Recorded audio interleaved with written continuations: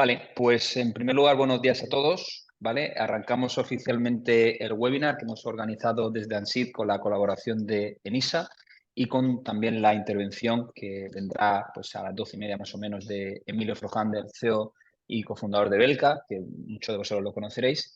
Y básicamente este webinar lo hemos organizado porque hemos visto que hay mucha inquietud, ¿no? Sobre, pues, oye, las líneas de financiación, cuándo van a estar estas líneas de financiación disponibles y sobre todo, pues una vez más, el interés que está despertando ENISA en las startups y pymes innovadoras de toda España, pues es cada vez más, ¿no? De hecho, partimos de un récord anual de 2023, ahora nos comentará Pedro Sotoca y Javier Sánchez, que ambos son veteranos de ENISA, llevan pues muchos años trabajando en ENISA y conocen todo al milímetro y de hecho han venido también para contarnos todas las novedades a todos los asistentes, ¿vale? Y al final, bueno, pues lo hemos estructurado de la siguiente manera. Voy a abrir yo este webinar explicando un poco también quiénes somos en ANSID, que al final hemos sido los que hemos organizado el webinar. Muchos clientes lo estoy viendo por aquí en la lista de asistentes, pero también hay otros proyectos que no nos conoceréis y por tanto pues voy a abrir 5 minutos para comentar lo que hacemos en ANSID.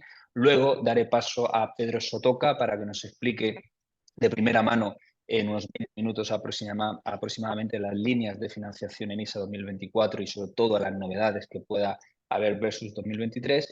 Luego también participará Javier Sánchez, también de NISA, somos tocayos, ¿vale? Tanto en nombre y apellido, pero en este caso será Javier Sánchez de NISA quien presente pues toda la parte del certificado de empresa emergente, que también pues hay bastante inquietud, ¿no? Y también hay bastante interés por obtener este certificado, que como sabéis fue uno de los principales puntos o novedades de la ley de startups que se aprobó hace un año y pico. Y por último también tendremos a Emilio Frojan, como os decía, CEO de Belka, que nos contará pues básicamente su experiencia en el que, bueno, pues han obtenido 3 ENISAs consecutivos en 4 años apenas y luego también han obtenido la certificación de empresa emergente. Por tanto, al final, pues es un claro ejemplo de una colaboración con ENISA, ¿vale? Bueno, pues antes de nada voy a compartir brevemente lo que hacemos o quiénes somos en ANSID, como veis aquí. A ver, confirmadme, porfa, si se ve pantalla completa. Se ve, ¿verdad? Se ve, joder. Vale, genial. Bueno, pues yo soy Javier Sánchez Guerrero, soy el CEO y fundador de ANSID y básicamente, ¿qué somos? Pues somos, como veis aquí, una consultora financiera que nacimos hace 7 años y medio especializada en startups, desde fase pre-seed, la típica ronda de 50, 60.000 euros, hasta series A, rondas de 5, 7, 10 millones de euros también en función del sector, modelo de negocio, ¿vale? Pero ese es nuestro ámbito de especialización. Y luego también abarcamos toda la parte de pymes innovadoras. En este concepto nosotros entendemos aquellas pymes que no entran en el circuito de rondas de inversión, probablemente hagan una, pero probablemente tampoco quieran hacer muchas más, ¿vale? Pero se pueden hacer pues cosas interesantes desde el punto de vista financiero, ¿no? Son empresas que pueden crecer de manera interesante también. Al final, cuando me preguntan en qué somos distintos o en qué estamos especializados, ¿vale? Siempre digo estos 4 puntos. Por un lado, en financiación pública, sobre todo trabajamos la parte de NISA, de hecho estamos aquí por eso, y la parte de CEBETI, que también es un organismo bastante conocido y que muchas startups pues, solicitan diversas líneas.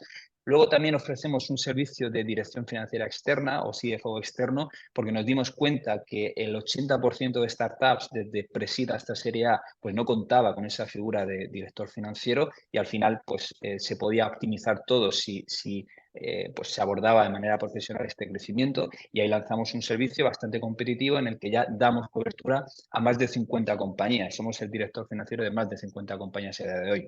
El otro punto también muy interesante que abordamos es la preparación de rondas de inversión. Cuando una startup pues, quiere crecer, al final, como sabéis, en muchas ocasiones se plantea una ronda de inversión y nosotros lo que hacemos desde ANSID básicamente es bueno, pues preparar de una manera profesional ese approach a los inversores, ese business plan, preparar la ronda en sí y luego también pues definir, como bien saben Pedro y Javier, pues esos mecanismos de cofinanciación no dilutivos, como puede ser ENISA, que al final ellos apuestan por cofinanciar junto con fondos propios. Y luego, por último, pues también trabajamos toda la parte de financiación bancaria, sobre todo estamos especializados en la banca especializada en startups, que como sabéis hay distintas iniciativas ya, y al final, pues lo que hacemos es apostar por ofrecer el mejor servicio a todos nuestros clientes. En 7 años y medio hemos podido abordar más de 200 clientes hasta la fecha, de más de 30 sectores. Al final, bueno, pues el feedback que nos dan es bueno. Y una de las cosas que nos preguntan muchos de nuestros potenciales clientes es por Enisa, ¿no? Por eso al final hemos organizado este webinar para que directamente Enisa os explique de primera mano pues, lo que va a pasar en 2024.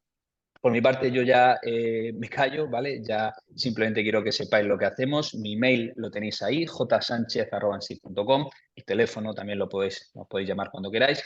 Y pues agradeceros sobre todo a todos los asistentes, bueno, vuestra participación y vuestro interés en este webinar que hemos organizado con mucho cariño y que tanto Pedro como Javier como Emilio, que luego se conectará, pues también están bastante ilusionados en contaros todo. Con esto, Pedro, por mi parte, vamos, cuando quieras puedes arrancar, ¿vale? Dejo de Vale, compartir aquí, ¿vale? Y todo tuyo. le doy yo. Aquí creo que es este. No sé si lo veis. Perfectamente. Vale.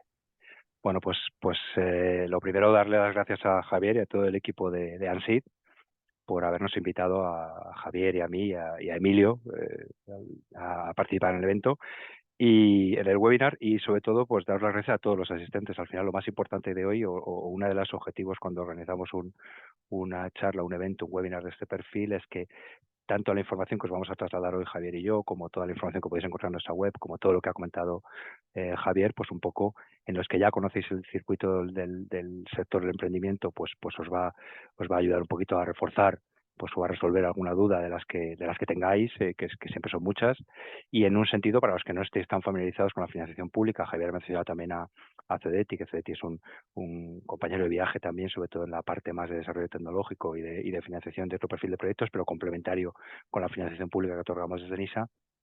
Pues invitaros a que hoy tengáis una primera pincelada pues más o menos vertical y un poco ágil de quién es ENISA, de dónde estamos, de qué hacemos, qué financiamos, qué no financiamos, que eso vamos a contar también. Y bueno, pues un poco la parte de los procesos que yo creo que lo tenemos bastante bien estandarizado y bastante bien pautado. Para los que no tenéis conocimiento, aunque yo, por lo que ha comentado Javier, hay bastante gente conocida y bastante gente que conoce a ENISA. ENISA es una sociedad mercantil estatal. Nosotros colgamos del Ministerio de Industria y Turismo a través de la Dirección General de Industria. Y al final ENISA tiene un único instrumento de financiación, que es el préstamo participativo. Luego entraremos un poquito más de detalle. Es una financiación pública, es una financiación a largo plazo, pero sobre todo es una financiación que busca ser una financiación complementaria y compartida para poder apoyar cualquier proyecto que busque financiación del perfil de la que vamos a explicar hoy, de acompañamiento y de largo recorrido. Al final, ENISA busca un poco un aspecto muy importante, que es la cofinanciación, y en lo que vamos a fundamentar el análisis de cualquier proyecto, porque no somos un banco, y lo digo siempre con mucho cariño. Para un banco somos una perita dulce, porque no computas sirve, vas al pasivo largo, y no tampoco somos un inversor, porque nuestra financiación participativa es una financiación no dilutiva, es decir, nunca vamos a entrar en el capital de la sociedad. Como luego comentaré, pues hay unos plazos muy amplios para abordar la financiación, y en ese aspecto pues es muy interesante toda la parte de valoración que hacemos de los proyectos y en qué vamos a fijarnos. Os pongo un vídeo ahora, son 45-50 segundos, y un poco para hacer una breve introducción y complementar algún aspecto de los que hemos comentado.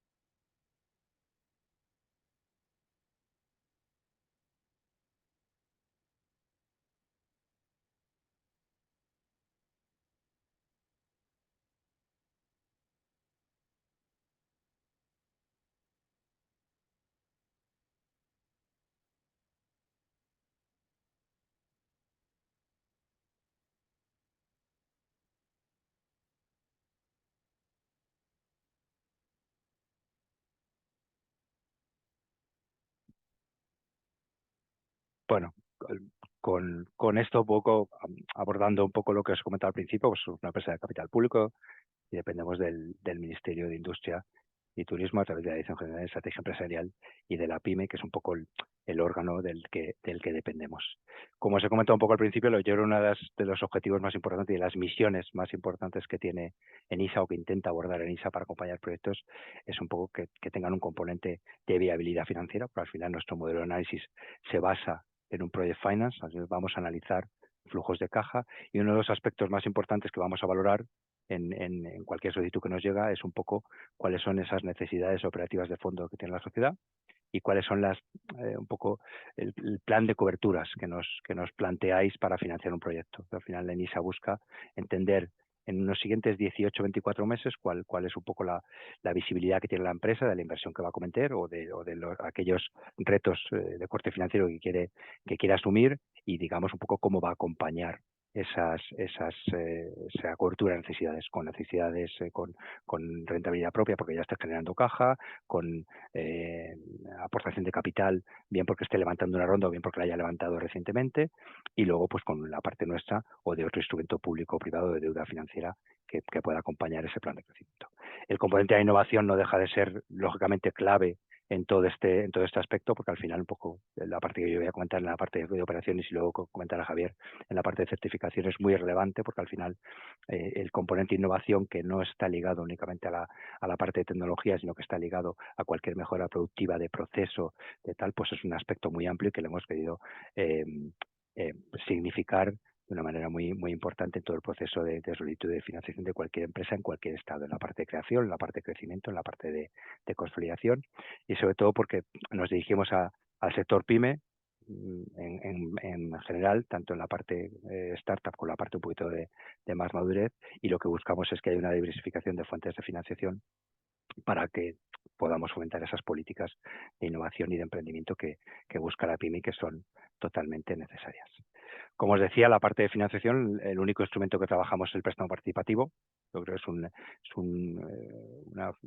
modelo de financiación que yo creo que muchos conocéis, que está un poco entre medias de un préstamo bancario y una entrada en capital riesgo. Es una financiación a largo plazo que nunca va a tener avales ni garantías, ni vamos a hipotecar, ni vamos a pignorar, ni vamos a avalar. Es una financiación de confianza en la que buscamos que haya, digamos, pues un plan financiero que tenga un sentido para los modelos de análisis que nosotros otorgamos. Lo que os decía un poco al principio es una financiación no dilutiva, la ENISA nunca va a entrar en el capital de la sociedad. Y luego tenemos un tipo de interés fijo, como un préstamo mercantil normal, y un tipo de interés variable que está vinculado a los resultados y que ahora os contaré.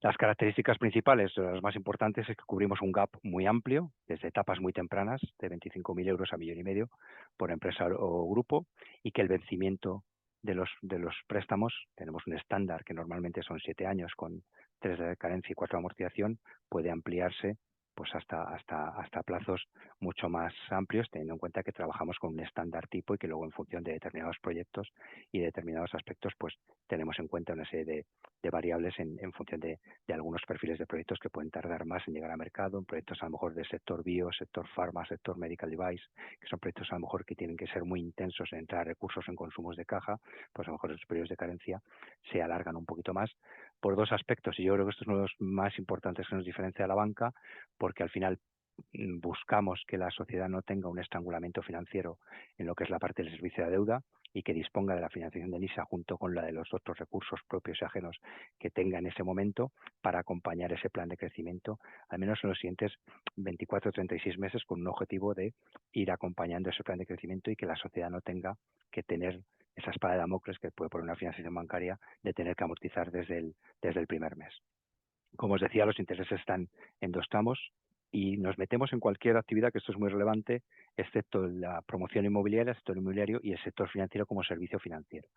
Aquí voy a hacer un matiz también porque tenemos otros sectores excluidos por riesgo regulatorio o incluso por riesgo reputacional, pues hemos tenido algún proyecto, pues todo lo que sea, por ejemplo, vinculado a juego, vinculado al tema de CBD, que nos ha venido algún proyecto, también pues un tema que tenemos excluido por riesgo reputacional, y en aquellos proyectos del corte de blockchain que tengan pues de toda vinculación con lo que son tokens, NFTs o criptos, al no haber una regulación específica que pueda pautar cómo se pueden valorar esos activos dentro de una sociedad, pues de momento los tenemos también excluidos. El resto de sectores a nivel transversal, pues tenemos multitud de aspectos y de sectores en los cuales nos metemos y tenemos muchísimos ejemplos.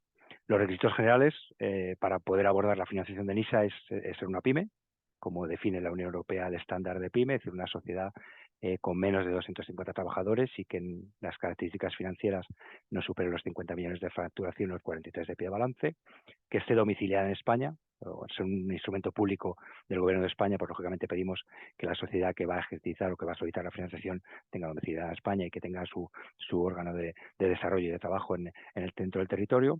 El componente innovador que os he comentado antes no deja de ser un aspecto muy relevante en todo lo que vamos a hablar hoy, tanto Javier como yo, y luego que busque cofinanciación. Al final, esto es muy importante y esto es un dato que os debéis quedar con muchísimo detalle, aunque yo sé, por ejemplo, que el equipo de Javier en ANSID lo remarca mucho con todas las empresas que trabajan. Al final, ENISA no va a ser un único compañero de viaje, vamos a estar siempre en segunda línea y lo que buscamos es que haya, como os decía al principio, un componente de coinversión y de cofinanciación de cualquier proyecto, esté en la etapa que esté y venga cuando venga ENISA, buscando un poco acompañar como financiador o como cofinanciador ese proyecto que nos podáis plantear en cualquiera de las etapas que se encuentre la sociedad. El itinerario es muy sencillo, trabajamos a través de un portal, del portal de NISA, que tenéis acceso directamente desde la web, y la solicitud la puede hacer cualquier cliente en cualquier momento. Hay que aportar una documentación necesaria, que solo tenemos una guía de solicitud que está con el portal y una guía de preguntas frecuentes que os invito también a descargarla y a verla, aunque que el equipo de Javier en ANSID la tienen y seguramente os la circulemos también para que la podáis hacer llegar a todas las empresas que la requieran. Y al final un poco el momento de entrada de la solicitud es para nosotros muy importante porque pasa al área de admisión, que es donde estamos nosotros. En el área de admisión miramos en los primeros 30 días, como os decía, queremos ver un poco que la solicitud está bien complementada. Todos los campos hemos querido paquetizar mucho la solicitud porque nos entra una media de 1.700 solicitudes cada año. Tenemos un equipo finito y como no funcionamos por un sistema de convocatoria, porque la solicitud puede presentarse a lo largo de cualquier momento del año, da igual que sea enero, que marzo, que junio, que septiembre, que diciembre, pues funcionamos con un sistema de campana de Gauss, lógicamente, pues enero, febrero, marzo, abril, mayo, junio, pues son los momentos julio, agosto, septiembre que más capacidad tenemos para recibir solicitudes y que más intensos son en la parte del año, que como os decía, pues en el área de admisión lo que hacemos primero es un poco ver que la documentación necesaria está subida al portal, que está bien complementada la solicitud en lo que es objetivo de la inversión, descripción un poco del modelo de negocio, la parte de mercado, la parte de clientes, el objetivo de la inversión que esté bien pautado para que la empresa nos diga cuáles son esas necesidades operativas de fondos y cuál es el plan de cobertura para las mismas, y luego un poco lo que es la proyección financiera de la parte del el año en curso más los 2 o 3 siguientes ejercicios, un poco para que la empresa sea capaz de explicarnos un poco el dónde está y hacia dónde va. Una vez que pasamos la revisión en la área de admisión, si todo el proyecto cumple los requisitos habituales, os digo también que en el área de admisión se puede parar un proyecto. De hecho, estamos trabajando de manera muy importante en este aspecto, sobre todo para que proyectos que no reúnan los requisitos que consideramos necesarios para poder ser analizados, por supuesto que excluyo aquellos que tengan incidencias de corte de impago en instituciones públicas o privadas o con entidades financieras, o aquellos que tengan una estructura financiera desequilibrada, o aquellos que no reúnan una serie de requisitos mínimos para poder pasar al área de análisis. Pues en admisión hablamos con las empresas y sus proyectos, primero para que indicarle a la empresa un poco los criterios o lo que tiene que subsanar o en lo que tiene que mejorar, con todo el cariño y con todo el respeto del mundo, pues lo intentamos señalar para que lo vaya trabajando, porque el hecho de que digamos que no, tanto en admisión como en análisis a un proyecto, no decimos que no para siempre, sino que intentamos argumentar en cada una de esas fases donde podemos ver que están aquellos aspectos que la empresa tiene que mejorar o que tiene que trabajar para poder tener una manera más visible de tener financiación de NISA. Si eso se cumple, pasará el proyecto al área de análisis, y en el área de análisis, en cualquiera de los 4 equipos que tenemos en análisis, pues ya la compañera o compañero que tenga el proyecto, pues ya entrará en un nivel de respuesta mucho más profundo en desarrollar, en abordar pues aquellos aspectos más relevantes que tenga el proyecto y justificar un poco pues toda aquella opinión favorable para digamos un poco marcar ese proyecto que se plasmará en un informe que irá al comité o al consejo. Aquí quiero hacer también una breve distinción de lo que hemos comentado antes, dentro del gap que cubrimos desde 25.000 euros a 1,5 millones por empresa o grupo, decir aquí dos aspectos. Normalmente de 25.000 a 300.000 pueden optar cualquier empresa en cualquier línea. Hasta 300.000 euros la sociedad tiene que tener al menos 2 ejercicios completos cerrados para llegar a ese importe mínimo, desde 0 hasta 24 meses con 2 ejercicios completos cerrados, y para pasar de ese límite de riesgo de 300.000, o bien porque ya tenga financiación y busque un segundo apoyo, o bien porque quiera de salida presentar un proyecto que tenga o que considere que está acompañado de una ronda o que está en una fase de la sociedad que puede necesitar 350, 400, 500, 600, 800, una cantidad superior, aparte de pedirle que audite el último ejercicio cerrado, el año 2023 en este caso, tendrá que justificar un plan financiero pues aportado o soportado en una entrada de recursos interesante, y aparte de ver luego lo que es la estructura económico-financiera de la sociedad para ver esos flujos de caja que analizamos y que intentamos valorar para ver cómo poder acompañar el proyecto en cada una de esas fases. Esos proyectos pasan primero por el comité y los que superan esos 300.000 tienen que tener también la autorización del Consejo de Administración de la compañía para poder aprobarse formalmente. Y luego lo que es el proceso de formalización, lo que os decía, una vez que un proceso en cualquiera de sus fases ha sido autorizado por el comité o por el comité del consejo, pues normalmente si una empresa, voy a poner un ejemplo muy sencillo, si una empresa nos solicita un préstamo de 300.000 y, por ejemplo, está levantando una ronda de 150.000, nosotros analizamos el proyecto entendiendo que la sociedad ha señalado como plan de cobertura de esa financiación que nos solicita una ronda de capital de 150.000. Si en el momento en que vaya el proyecto al comité, si resulta aprobado y la ronda no se ha levantado, porque las rondas al final tardan un tiempo en levantarse, o la sociedad considera que no lo puede hacer todavía en tiempo, el proyecto será aprobado, se comunicará a la empresa esa aprobación y lo único le pondremos como condición para el desembolso que eleve a público y inscriba en el registro esa ampliación de capital o las condiciones que lleve aparejadas ese proyecto. Esa solicitud tiene un primer plazo después de la aprobación de cumplimiento de condiciones de 60 días y luego puede solicitarse sucesivamente hasta 3 prórrogas tácitas, cada una de ellas de 45 días cada una, para que la sociedad pues tenga un tiempo suficiente para elevar a público para cumplir esa serie de condicionantes que tiene. Una vez que eso está cumplido, en el momento que sea, el área de análisis pasa el proyecto al área jurídica para que la operación se pueda formalizar y se firme ante el notario, que normalmente eso lo hacemos aquí en la propia compañía. El presupuesto que tuvimos en 2023 fue de 639 millones, incluidos tanto los fondos relativos al área de industria, más los fondos que ahora explicaré que recibimos del Plan de Recuperación, Transformación y Resiliencia, más un acuerdo que firmamos el año pasado con el Ministerio de Cultura. El año pasado fue un año muy importante, fue un año récord en la compañía, pues se llegaron a colocar en el mercado 112 millones de euros y eso pues provocó también no solo una atracción de que nosotros aportáramos financiación por 112 millones a 643, 644 empresas, sino que además fue un motor que estimuló también la inversión y la financiación de otros instrumentos públicos o privados y sobre todo la inversión privada de capital, que hizo que nuestro préstamo, siendo no dilutivo, fuera atractor de otros recursos, como digo, privados principalmente, que aportaron un valor muy importante. Lo que son las líneas NISA, como os decía, las 3 líneas principales que dependen de nuestro ministerio madre, que es el Ministerio de Industria, son la línea de jóvenes emprendedores, la línea de emprendedores y la línea de crecimiento. La línea de jóvenes emprendedores está pensada tiene un gap de 25 a 75.000 euros y está pensada para fases muy tempranas, fases seed, fases muy early, y en las cuales buscamos que el accionariado esté compuesto al menos en un 51% por personas físicas menores de 40 años. ¿Vale? O sea, este aspecto es una de nuestras líneas en las cuales estamos haciendo mucho hincapié en la etapa temprana, y sobre todo porque por cada euro aportado por la sociedad en entrada de capital podemos llegar a aportar hasta 2 euros. Luego la parte de emprendedores es un gap que cubre de 25.000 euros hasta 300.000. Aquí ya no entra en desarrollo el tema accionarial de la línea de jóvenes emprendedores y puede optar cualquier sociedad con un plan financiero y estará limitada a 300.000 euros porque la parte del acompañamiento pues irá en función de esa evolución financiera y de ese acompañamiento que plantea la sociedad. Y la línea de crecimiento que está pensada para sociedades que tengan, como he comentado, más de 24 meses y más de 2 ejercicios completos cerrados, y es una línea pues un poco ya de crecimiento para empresas con un nivel de madurez mayor, con un nivel de desarrollo financiero mayor. Aquí nos llegan proyectos de 3, 4, 5, 10 o más años, proyectos más maduros y ya más fortalecidos, pues porque bien ya tienen una estructura financiera sólida con rentabilidad incluso cercanas a la rentabilidad, y que nos buscan como compañeros de viaje para acompañar con cualquier cantidad, porque también aquí está el límite de 25 a 300 a 1,5 millones, perdón, y nos puede acompañar.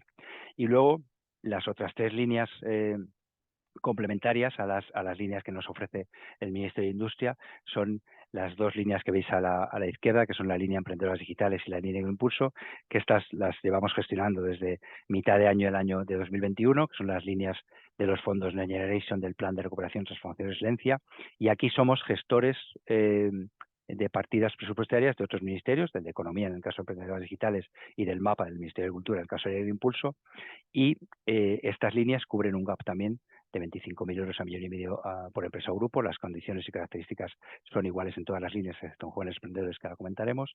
Y el motor principal de la línea Emprendedoras Digitales pues es proyectos liderados por mujeres, en los cuales el órgano de gobierno de la sociedad, el accionario mayoritario o bien que la CEO de la sociedad sea una mujer, y que lógicamente el proyecto a presentar tenga un componente de digitalización importante. En la línea Agroimpulso es un vertical más específico, porque aquí vemos cualquier desarrollo que presente una sociedad del sector agro en sentido muy amplio: agroimpulso, agrotech, agrofood, pesca incluso. O sea, aquí somos gestores de una partida presupuestaria que está dotada también con una partida muy importante, y que va buscando pues aquellos proyectos que tengan o bien un CNAE o bien un modelo de actividad integrado dentro de lo que es el concepto agro en todo el sentido. Y el año pasado, en la parte de la derecha, firmamos un acuerdo con el Ministerio de Cultura, sobre todo por una línea de financiación nueva que está dotada en 2 partidas presupuestarias en el año pasado y por el momento, que son para industrias culturales y creativas, además de todo el entorno audiovisual y gaming. Estas 3 líneas de la parte de abajo, Emprendedoras Digitales, Agroimpulso e Industrias Culturales y Creativas de audiovisual y gaming, son líneas plurianuales. Es decir, tenemos ahora mismo, de hecho este año llevamos yo creo que con el comité que hubo ayer llevamos ya más de 2,5 millones comprometidos en estas líneas. Los tiempos de respuesta, como os he dicho, son muy rápidos, y estamos trabajando mucho en ese aspecto, y de hecho esas son líneas que no tenemos que depender, como en la parte de jóvenes emprendedores y crecimiento, de la autorización presupuestaria para este año, y son líneas que tienen unos tiempos de respuesta de 5, 6, 7 semanas como máximo, desde que se presenta la solicitud. Aquí os paso los rangos, como os he dicho, un poco de lo que es la horquilla de cada una de las líneas. Como os he dicho, Pedro, quedan 8 minutos, ¿vale? Vale, Para ligarlo ya con Javier. 8 minutos. me queda muy poquito, no te preocupes. Gracias, Javier. Okay. La actividad total de NISA, que aquí me quiero centrar en un aspecto muy importante, pues ya llevamos. NISA es una empresa classic, es una empresa cuarentona, o llevamos desde el año 1982, y lógicamente pues el devenir de nuestras empresas nos ha permitido entrar en contacto con un perfil de empresa muy amplio, y hemos pasado por diferentes etapas en las cuales se ha ido apoyando, a medida que pasaban los años, pues un poco toda la parte del emprendimiento y toda la parte del desarrollo, para ir acompañando cualquier proceso de cualquier empresa que buscara financiación en un momento determinado. En ese aspecto, como os decía, las empresas financiadas son 7.500 el acumulado, y los préstamos 8.600. Y esto diferencia, ¿por qué es? Porque, como os decía al principio, tenemos una vocación de intentar ir acompañando los planes de crecimiento que tienen las sociedades.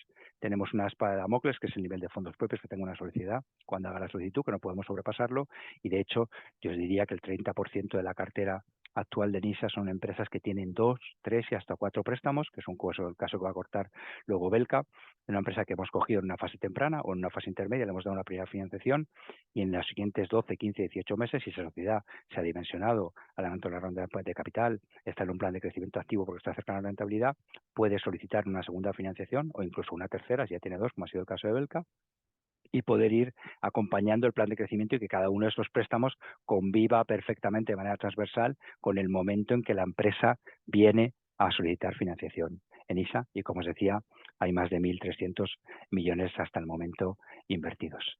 En el año 2023, como os he comentado antes, fue un año no tanto en proyectos, que fueron 646 proyectos aprobados por 112 millones. Y aquí, si hacéis una ecuación media, como os he comentado al principio, nuestro préstamo medio está en 200.000 euros aproximadamente. Es decir, nosotros no somos un financiador que de salida vayamos a darle a una operación 1,5 millones o 1.800.000. Para eso tiene que ser, aparte de tener los requisitos que os he comentado antes, de más de 2 ejercicios completos cerrados, tienen que darse unas variables de componente financiero, de estructura equilibrada de la sociedad, de un equilibrio entre recursos propios y ajenos, fondos propios, deuda, EBITDA. Pues lo digo siempre y lo digo con mucho cariño, no tenemos una varita mágica ni hemos inventado la rueda analizando, pero sí que es cierto que nuestro modelo de análisis se basa en un project finance y es un análisis de flujos de caja que queremos ver, y os insisto, cuál es la situación de la sociedad y ese dónde está y hacia dónde va, que esté fundamentado en cuáles son las necesidades de fondos y el plan de coberturas que intentamos analizar con el máximo cariño y el máximo respeto de toda la sociedad para ver un poco cuál es el compromiso de entrada de capital, si lo tiene o lo va a hacer o lo ha hecho ya, cuál es un poco su estructura de deuda respecto a su patrimonio, cómo trabaja o cómo afecta esa estructura de deuda al balance de la sociedad, de la caja de la sociedad, tanto en la PIG con el servicio de deuda como en el balance con el cuadro de amortización, y todos esos aspectos los intentamos valorar de una manera lo más tal. He mantenido aquí esto es una presentación que utilizamos el otro día, los datos de la Comunidad de Madrid, por estar un poco aquí en Madrid de referencia, pero bueno, para que veáis también la concentración de negocio que tenemos, lógicamente por concentración empresarial que tiene nuestro territorio, pues está fundamentada principalmente en Madrid y en Barcelona, pero por ejemplo tenemos Andalucía, Comunidad Valenciana y el Arco Norte con, digamos, comunidades digamos muy fluidas y nos llegan muchísimos proyectos de todas ellas. Y como por última slide, antes de darle paso a Javier, os muestro aquí pues algunas de las empresas, algunas como veréis muy conocidas, que han pasado por nuestras manos en algún momento, bien porque bueno, pues han sido empresas que hemos cogido en una fase muy temprana y que ahora son grandes empresas o grandes unicornios del sector, y como veréis, pues por significar el nombre, pues Ecoalf, o Ploret, o Wallapop, o Travelperk, o La Luz, Silbón. O sea, muchas de ellas que han sido holded son empresas que en su momento startup, en su momento inicial, Cabify, pasaron por las manos de NISA y las analizamos en sus momentos, y algunas de ellas, como bien podéis ver en este aspecto, pues son empresas que ya han cogido un ritmo de crecimiento muy importante y están ya pues en otra dimensión, lejos de lo que apoyó, pero que son empresas que pasaron también por el punto en el que podéis estar cualquiera de las empresas que estáis hoy presentes, y que pueden ser financiables perfectamente por ANISA. Y por mi parte nada más, le dejo paso aquí ya a Javier para que Muchas gracias, la Pedro. parte de startup, Una, y como decía una, al principio, todas las dudas que tengáis para resolverlas. Eso es, una cosa también, antes de que arranque Javier con la parte de la certificación, cualquier duda que queráis comentar, lo comentaremos al final, ¿vale? Cuando termine la intervención de Emilio, lo podéis poner por aquí, en el botón preguntas y respuestas, podéis hacer ahí y luego yo las iré preguntando, ¿vale? Javier, todo tuyo. Muy bien, buenos días a todos. En primer lugar, muchas gracias, Javier, por la invitación. Me sumo a los agradecimientos de Pedro y bueno, voy a intentar ser lo más rápido posible para que si luego hay dudas, pues tengamos tiempo para responder con la mayor claridad a todas ellas. Pedro, si no te importa, comparto yo y así no te tengo Sí, que... venga, dejo yo de compartir. Mejor, más fácil. Gracias, Javier. Por eso. Lo tengo aquí. ¿La estáis viendo ya? Sí. ¿La veis? Sí. Vale, perfecto. Bueno, pues comenzamos. Bueno, antes de nada, aunque me has presentado, mi nombre es Javier Sánchez, para el que no me conozca. Soy responsable del área de certificaciones en la nueva dirección que se ha creado en ENISA hace algo más de un año. Mi carrera profesional pues ha sido prácticamente en ENISA y en el departamento donde está Pedro. He estado durante muchos años en la parte de operaciones de préstamo y bueno, pues con la nueva ley pues he dado un pequeño cambio en la carrera y bueno, pues me he centrado en lo que es la certificación de empresas, que al final tiene muchas similitudes con lo que se hace en préstamos. Por ir al grano. Bueno, la ley de startups es una ley que, como todos sabéis, pues nace... se publica en el BOE el 22 de diciembre, creo que fue el 22 de diciembre del año 2022, o 21 de diciembre del 2022, y es una ley que llevaba gestándose, pues llevábamos con ella trabajando pues casi más de un año, cerca de un año, y al final, bueno, pues luchamos durante todo ese periodo donde ya estaba yo incorporado en este nuevo departamento a, bueno, pues a intentar que la ley fuera lo más justa posible y lo más aplicable a todas las empresas que creíamos consideradas que podrían estar dentro de la ley. Porque seguro que luego surge alguna pregunta en relación a esto. Bueno, conseguimos hasta donde conseguimos. Luego sabéis que una vez que se aprobó la ley hubo un periodo durante el cual se tuvo que hacer una orden interministerial donde intervenían 3 ministerios que son los que forman parte de la ley. Es una orden para el procedimiento administrativo que regula la ley y que bueno, pues nos dilató el poder poner en marcha desde diciembre que se aprobó ese boletín hasta creo que fue el mes de, si no me equivoco, el mes de junio, cuando pudimos empezar a trabajar ya en lo que es la certificación de startups. Por poner un poco en antecedentes, la ley de startups surge, bueno, porque todos seguramente compartiremos, pues España era uno de los mejores o es uno de los mejores lugares para vivir, pero además lo que se pretendía con esta ley es que no fuera uno de los lugares que atraía turismo, sino que también se convirtiera en uno de los principales lugares del mundo para emprender y para invertir. Esa un poco fue la filosofía de la ley y por la cual se puso en marcha.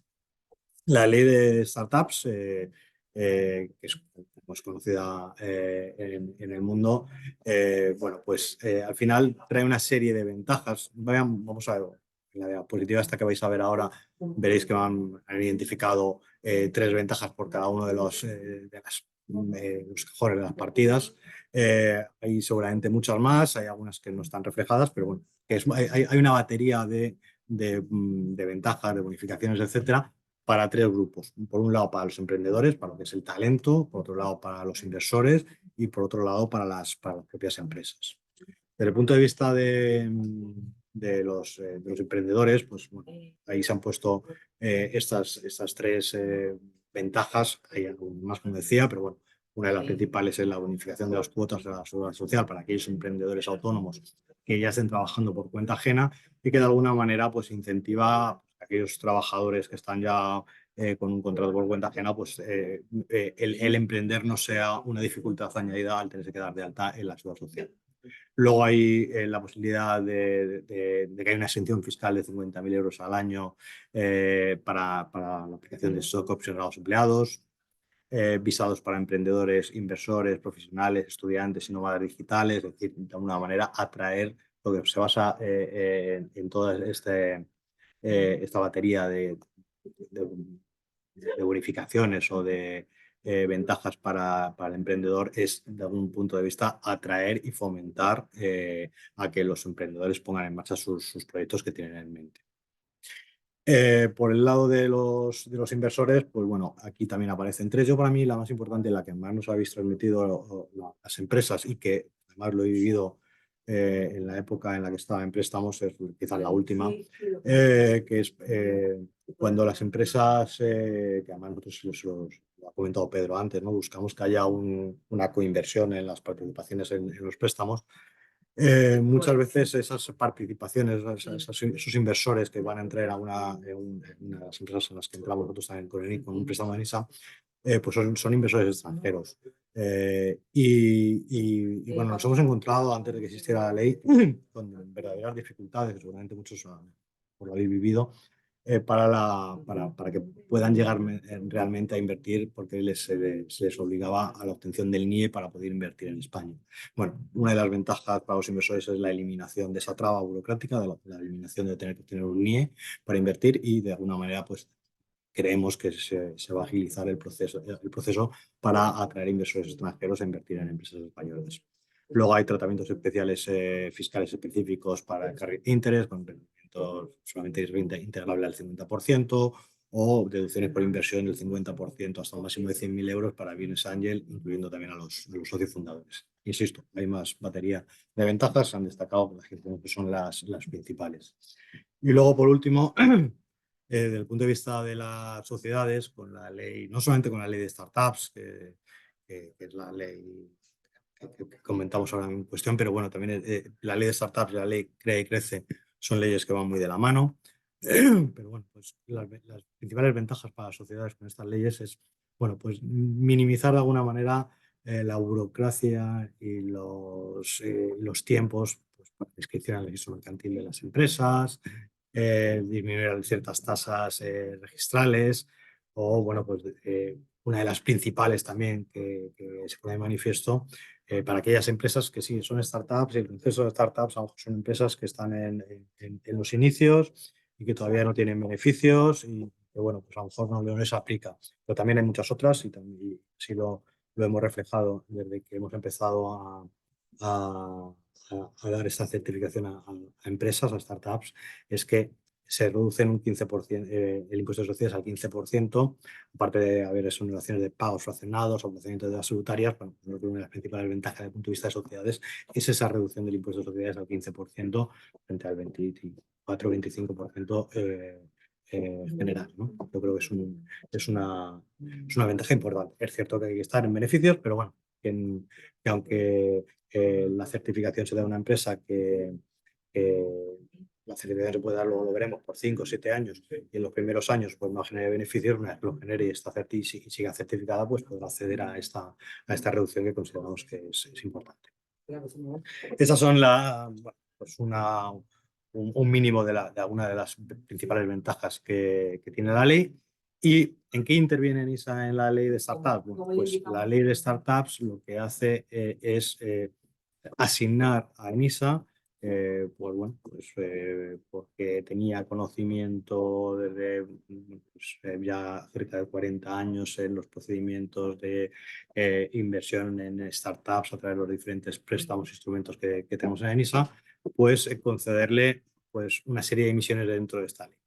Entre ellas, y la principal, es la certificación de empresas como empresas emergentes para acceder a esta batería de ventajas. También tenemos una misión con la nueva ley de startups, que es la participación en el proceso de autorización de residencia para emprendedores extranjeros, es decir, lo que se conocía como el visado para emprendedores extranjeros de fuera de la Unión Europea. Este es un procedimiento que ya existía, no es un procedimiento nuevo, que hacía UGE, que es la Unidad de Grandes Empresas, Operaciones Estratégicas, perteneciente al Ministerio de Inclusión, y lo hacía junto con la Secretaría de Comercio. Bueno, con la nueva ley de startups se nos encomienda a NISA que nosotros participemos en ese proceso de autorización y hagamos todo el procedimiento a encargo de UGE. Luego hay una tercera misión que todavía no está puesta en marcha, que es el impulso del programa de startups para estudiantes. Básicamente consiste en calificar a una empresa emergente, pero en un estadio desde un punto de vista más académico, y ahí se da en colaboración con las universidades, centros de negocio, etc. Pero insisto, todavía está en fase de desarrollo. Y luego hay posiblemente una cuarta, que es la del IRPF, no está puesta aquí, pero bueno, la comento, que es en la ley, que es la del IRPF para emprendedores no residentes dentro de la Unión Europea que pretenden volver a España. Y hay una deducción importante en el IRPF, pues que pasa del general, voy a llegar al 50%, y progresivo a uno fijo, que creo que es el 24%, y que bueno, pues yo creo que es muy interesante para aquellos emprendedores que están fuera, que están viviendo tiempo fuera de España, que quieren de alguna forma atraer que vuelvan a España con esta ventaja fiscal de relevancia, y que seguramente se ponga en marcha pues no creo que en mucho tiempo. Partiendo de que, bueno, pues una de las principales encomiendas que tenemos es la certificación de startups, y igual tenemos esta reunión, bueno, pues quería dar unas pinceladas de cuáles son los requisitos para que una empresa pueda ser certificada como empresa emergente. Y primero partimos de lo que son una serie de requisitos formales, que si no me equivoco es el artículo 3 de la ley, que aquí lo he resumido mucho, pero podríamos leerlo y al final es más o menos lo mismo, que son unos requisitos que no deberían tener lugar a dudas, ¿vale? Y que si no se cumplen, pues no podemos pasar a la siguiente fase, que es más la de análisis. En primer lugar, la empresa tiene que estar constituida y tiene que tener una antigüedad inferior a 5 o 7 años y esto es importante, desde su inscripción en su registro correspondiente, sea el mercantil o el de las cooperativas. Pero sí, que tenemos que partir desde la fecha de inscripción en el registro mercantil. Eso lo digo y lo recalco porque nos están llegando muchas, esto cómo lo vemos. Lo vemos a través de información que le pedimos a las empresas. Pedimos la escritura de constitución. Nos estamos dando cuenta que muchas veces nos envían la escritura de constitución y no podemos llegar a ver, porque no es una escritura de constitución con la inscripción en el registro, y no podemos verificar cuándo ha sido la inscripción en el registro. Importante. Y llamada de atención, cuando se pide una escritura de constitución tiene que ser la escritura completa donde aparezca cuál es la fecha de inscripción en el registro mercantil para poder determinar la antigüedad de la empresa. Si no, va a tener un problema y vamos a tener que hacer un requerimiento. No me quiero pasar de tiempo, pero digo requerimiento porque, a diferencia de la parte de préstamos, la ley de startups lo que encomienda en eso es una serie de emisiones, pero con vía de procedimiento administrativo. Esto es importante destacarlo porque no podemos tener las mismas facilidades a la hora de pedir información a las empresas, tiempos de respuesta, etc. Aquí estamos mucho más burocratizados, por decir de una manera, y tenemos que ser muy, muy escrupulosos con los tiempos. Solamente podemos hacer un requerimiento en esta primera fase. Si se contesta mal al requerimiento o no se contesta en tiempo y forma, la solicitud va a ser no admitida. Y no hay posibilidad de, oye, mira, no, la solicitud tiene que ser no admitida, se podrá presentar una nueva solicitud, pero volveremos a empezar otra vez de cero. Por lo tanto, una llamada de atención no solamente para este requisito, sino para todos, que leamos bien cuál es el requisito que se nos pide, cuál es el requerimiento, si no se ha hecho bien y que se intente enviar de la mejor manera posible. Lo de la antigüedad de 5 o 7 años va en función puede ser el tipo de sector, si es industrial, si es energía, si es biotecnológico, o si ha desarrollado, no sé cómo dice exactamente la ley, desarrollado tecnología diseñada íntegramente en España, creo que lo dice así. Bueno, son determinados sectores muy, muy concretos que hay que demostrar para que la empresa pueda tener una certificación superior a los 5 años con un máximo de 7. Luego tiene que tener el domicilio en España, así como el 60% de la plantilla también en España. Esto lo validamos a través del domicilio social de la empresa y también a través de una declaración responsable que le pedimos a la empresa. Un responsable que tiene que firmar el administrador o el órgano de administración de la empresa, no vale que lo firme cualquiera. La empresa tiene que tener un volumen de negocio inferior a los 10 millones de euros. La empresa no puede haber surgido de una operación societaria, una fusión, una escisión. Tiene que ser una creación de una empresa nueva. Y luego, por último, no puede cotizar en un mercado regulado ni distribuir o haber distribuido dividendos a lo largo de su historia. ¿De acuerdo? Si cumplimos con estos requisitos formales, en lo que nosotros llamamos la admisión de la empresa será admitida o será no admitida. Si es no admitida, se hará un requerimiento por el motivo, en el caso de que con ese requerimiento se pueda resolver o tengamos dudas, se le da un requerimiento, contestará y en función de eso pues se admitirá o no se admitirá ese requerimiento. Aparte de los criterios de admisión, luego tenemos los criterios de análisis, propiamente dichos, lo que se dice en la ley, la innovación y la escalabilidad de la empresa. Es decir, desarrollar un proyecto de emprendimiento innovador y contar con un modelo de negocio escalable. Y esto lo hacemos a través de dos vías. Por un lado, evaluamos, y se me olvidó decir, la empresa tiene que aprobar tanto el componente de innovación como el componente de modelo de negocio escalable, la escalabilidad de la empresa. Si no aprueba los dos conceptos, la empresa no puede ser certificada. Esto es un concepto más de análisis. Desde el punto de vista de la innovación, hay una serie de supuestos de aprobación directa, como por ejemplo el contar con financiación pública. Luego lo veremos más adelante, pero el tener un préstamo de NISA se considera una financiación pública. Tener un premio, por lo menos de carácter regional o nacional. Tener un informe vinculante del Ministerio de Ciencia e Innovación, tener el sello de PYME innovadora, de joven empresa innovadora. Bueno, son muy pocos supuestos de aprobación directa que si alguna de las empresas ya puede pasar por esa vía, pues no hace falta digamos que el concepto de innovación se aplicaría de forma directa. ¿Qué no tiene alguno de estos supuestos de aprobación directa? Bueno, pues tenemos que ir a criterios más de análisis. Y pasamos de los más fáciles a los más difíciles. Pues la empresa tiene alguna patente o un modelo de utilidad, no la solicitud, tiene que tener la patente. Si la empresa puede demostrar que ha desarrollado tecnología propia, o bien si la empresa luego ya pues, puede demostrar que tiene algún tipo de innovación, bien en sus procesos, bien en su producto o servicio, o bien en su propio modelo de negocio. Esto es muy, muy similar a lo que ha contado Pedro en la parte de préstamos. Tenemos que, de alguna manera, determinar si la empresa tiene algún componente de innovación o no, porque en este caso sí que es excluyente. Si no lo tiene, no podemos pasar a la siguiente fase, porque en el momento que no apruebe la innovación, aunque apruebe la parte de escalabilidad, la certificación sería incorrecta.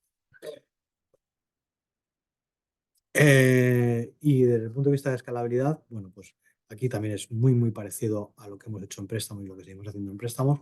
Lo que evaluamos pues con diferentes puntos que están ahí marcados, el atractivo del mercado, la fase en que se encuentra la empresa, su propio modelo de negocio, la competencia, el equipo directivo, los propios socios, los competidores, es decir, un poco evaluamos el conjunto global de la empresa para ver ya no solamente si es una empresa muy innovadora que tiene o sea, una patente, etcétera. Vale, podemos tener una empresa de esa tipología, pero si no tiene viabilidad, o consideramos que no tiene viabilidad para que esa empresa llegue al mercado y sea un modelo de negocio escalable, pues no va a aprobar esta parte y por lo tanto no se va a poder certificar.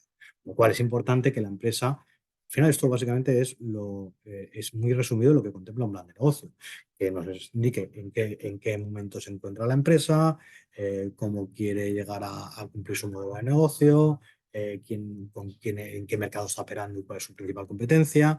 Y al igual que en préstamos, un punto fundamental y que más peso tiene, pero no todos los puntos tienen el mismo peso en la ponderación, bueno, eso es quién está detrás de la empresa, tanto desde el punto de vista directivo como desde el punto de vista de socio. No es lo mismo, bueno, dos socios o un único socio que aquellas empresas que ya vienen con un inversor detrás y que bueno, pues está generando un cierto interés. Dos socios, aunque no tengan un inversor, pero que tienen experiencia en el sector, en la creación de nuevas empresas, etc.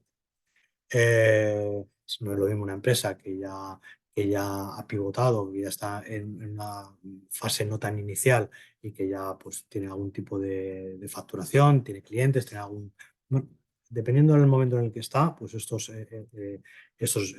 índices van a tener una puntuación mayor o menor y para que pueda aprobar tiene una puntuación mínima de 50 puntos. Si pasamos la innovación, pasamos la escalabilidad, porque previamente hemos pasado a la fase de admisión, la empresa podrá ser certificada como empresa emergente.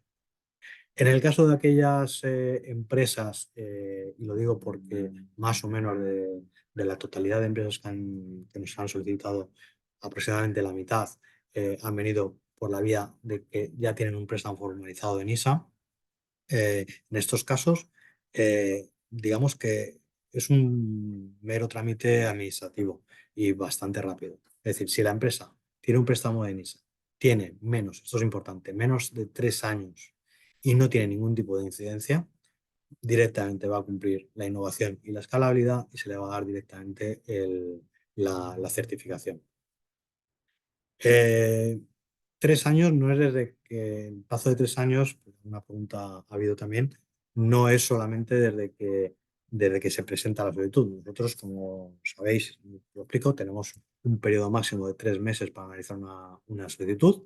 Si al finalizar el proceso de 3 meses no hemos dado una respuesta, el procedimiento administrativo tiene silencio positivo, con lo cual tendría la certificación. Y bueno, pues nos cuidaremos y nos estamos cuidando de intentar que nunca superemos los 3 meses, estamos siendo bastante más eficientes de los 3 meses.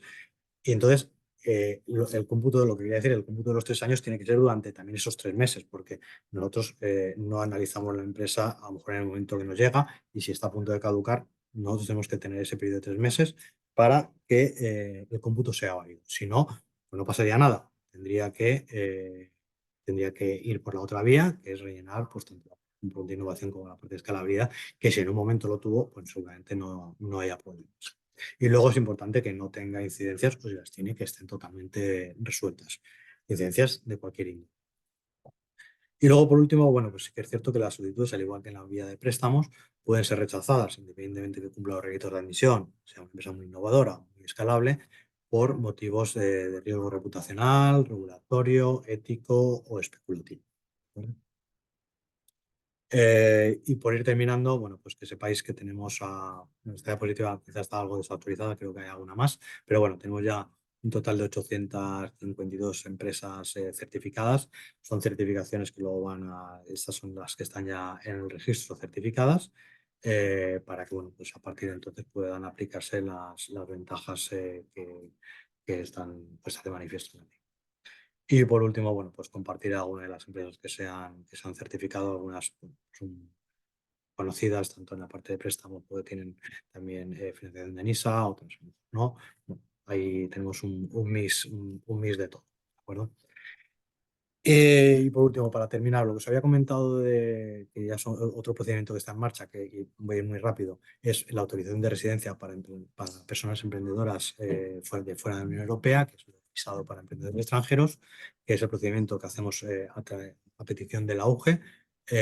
Son personas extranjeras interesadas en desarrollar una actividad emprendedora en España, y se valora, pues, a través de un proyecto empresarial que van a montar en España, pues lo mismo, la innovación y la escalabilidad. En este caso, la ley dice que con que apruebe una de las dos, o bien la innovación o bien la escalabilidad, se le puede dar la autorización de residencia. Es una autorización por un periodo inicial de 3 años, que luego se puede renovar por 2 años más, y a partir del 5.º año pues, pueden conseguir la residencia permanente. Como digo, es una solicitud que no se hace a través de NISA, se hace a través de la UGE, la Unidad de Grandes Empresas y Colectivos Estratégicos, y una vez que tiene la solicitud de la UGE, a nosotros nos pide que evaluemos la actividad emprendedora y empresarial, determinando si el grado de innovación y si tiene o no especial interés económico para España, que lo hemos traducido por la escalabilidad que he comentado en los otros proyectos.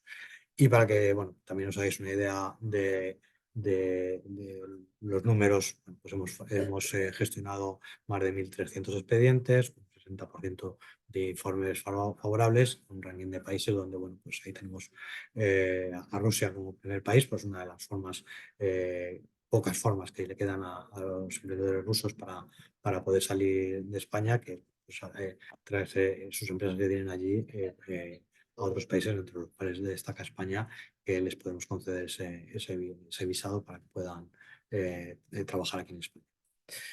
Y hasta aquí la presentación, espero no haberme extendido demasiado. Muy bien, Javier. Muchas gracias. Tenemos ya 7 preguntas, pero lo haremos las iré preguntando yo, ¿vale? Porque aunque vosotros no veáis que hay preguntas, ¿vale? Pero el chat está deshabilitado para los asistentes, a nosotros sí nos llega, ¿vale? Con lo cual al final yo ya leeré estas 7 preguntas y las que queden. Bueno, gracias, Javier, por tu intervención. Creo que ha quedado todo bastante claro. Y damos paso a Emilio como caso de éxito, que al final pues siempre es bueno también, ¿no? Traer una empresa que haya sido beneficiaria, que nos cuente un poco su experiencia, porque al final ellos han tenido, en este caso, 3 ENISA consecutivos, también tienen el certificado de empresa emergente.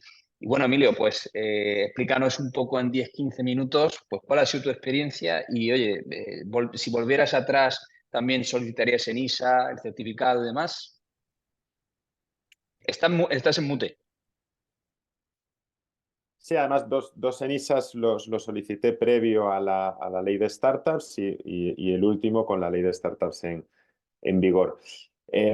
Para mí es un acompañante financiero más que nos ha aportado liquidez. Al final yo tengo una startup pues, de motos eléctricas que es bastante intensa en capital, y ENISA siempre ha complementado en todas las fases de la compañía, desde la inicial a la de growth, a la de scale, las rondas de inversión.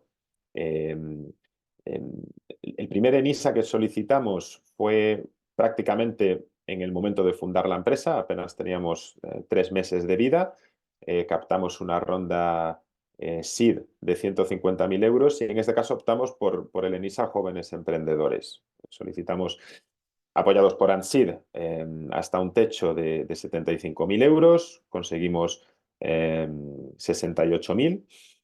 Poquito después, apenas 4 meses después, captamos una ronda de inversión de 750.000 euros y empezamos con el proceso de captación de un segundo ENISA, en este caso de 220.000 euros. Un poquito la estrategia que seguimos fue quedarnos cerquita del techo de los 300.000, porque siendo una empresa tan joven no tenía mucho sentido tampoco auditar cuentas. Y en este caso yo creo que aceleró el proceso por parte de los analistas de NISA, que no solamente captamos 750.000 euros en una ronda de inversión, sino que a los 7 meses captamos otros 2.100.000 euros, ¿no? Prácticamente unos meses después firmamos ese NISA, ¿no? No tuvimos la empresa siguió creciendo a un ritmo en torno dependiendo del año, entre el 90 y el 140% interanual de crecimiento, siempre reduciendo el EBITDA negativo en todos los años y aumentando, como he dicho antes, la facturación. Y el último ENISA, pues ha sido ese ENISA de 600.000 euros, que tenía unas ciertas condiciones. Es decir, teníamos ¿cómo se dice la palabra técnica, Javier? Ayúdame. Un preconcedido, ¿puede ser? Sí, preconcedido. Lo que comentaba antes Pedro, ¿no? Que tienes el préstamo preconcedido condicionado a la ampliación. Efectivamente, ¿no? Entonces era un preconcedido de 600.000 euros, pero teníamos que suscribir capital social por valor de al menos 3 millones de euros, ¿no? En este caso cerramos una ronda un poquito más grande y firmamos pues el ENISA de los 600.000 euros. Recomendaciones, pues yo hice todo este proceso apoyado siempre por una consultora externa. En el caso de estos 3 ENISAs que he necesitado en distintas fases de la empresa, pues me he apoyado en Ansid. A mí, la verdad, como CEO, vincularme a tareas administrativas, pues no me gusta, y la solicitud de un ENISA tiene mucho de tarea administrativa. Entonces, a mí no me gusta perder el foco de lo que es el core de la compañía, que al final es desarrollo de negocio, ventas y desarrollo de producto. Entonces, aunque sí que he estado supervisando, obviamente, los procesos, toda la parte operativa la gestionaba Ansid, y teníamos una reunión pues una vez a la semana donde íbamos poniendo pues cuestiones en común para ir orientando la estrategia para conseguir estas ayudas, ¿no? Y una cosa, Emilio, también, una pregunta muy recurrente es si los inversores ven bien que entre en ISA, ¿vale? Esa siempre me la hacen a mí. Sí, totalmente. Es decir, lo ven como un prescriptor. Es decir, el hecho de que haya sido un proyecto pues, que haya pasado por todo el proceso de análisis de una institución pública, que en este caso, a mí, y lo voy a decir, es de las únicas unidades de la administración pública que tiene buena fama en el ecosistema emprendedor. Es decir, es como una isla, pero es que es verdad. ENISA funciona bien y tiene muy buena fama en el ecosistema emprendedor, en el ecosistema emprendedor y ecosistema inversor. Por lo tanto, tener el sello ENISA pues es algo que los inversores ven muy positivamente. Ya no digamos ahora con todo el tema de la certificación de empresa emergente. Tengo muchos inversores pues, que preguntan y me dicen, oye, ¿puedo conseguir la deducción del 50% sobre mi inversión? Bueno, en el caso de Belka ya no se puede, porque ya tenemos un capital subscrito que ya no aplica a la deducción de estas inversiones, pero yo también estoy invirtiendo y asesorando a startups únicamente en fases iniciales, y casi todos los inversores hacen esa pregunta. Es decir, ¿puedo aplicar a la deducción del 50% sobre mi inversión? Hablamos siempre de tickets de 20.000, 30.000 euros. Bueno, si te puedes deducir el 50%, pues es decir, ser una empresa con el certificado de empresa emergente empieza a formar parte de la tesis de los inversores en fases iniciales. Yo tengo inversores que solamente invierten en empresas donde se puedan deducir el 50%. Vale, Emilio, pues gracias por un poco tu experiencia, ¿no? Al final entiendo que, pues, como bien has dicho, ¿no? Que estás bastante familiarizado con ENISA, te ha apoyado en las 3 fases, que oye, que también, creo que no seréis de las muchas empresas, ¿no? Que tenéis 3 ENISAs como tal, ¿vale? Así que creo que sois un claro ejemplo de éxito. Y luego también la parte de la certificación, creo que ya hemos logrado, ¿no?, entre todos, que pase de una teoría a un efecto práctico, ¿no? Que esos business angels que preguntan constantemente si eso puede aplicar y demás, ¿vale? Entonces, Emilio, pues nada, darte las gracias por tu tiempo, un poco también por contar tu experiencia. Y a continuación voy a hacer algunas preguntas, ¿vale? Pedro y Javier, las tenéis también por aquí, ¿vale? En el apartado de preguntas y respuestas, creo que la tenéis. Y bueno, pues voy a lanzar alguna, ¿vale? Por ejemplo, nos pregunta David Puentes que cuál es el plazo medio de respuesta de una solicitud a ENISA, tanto para una respuesta favorable como no.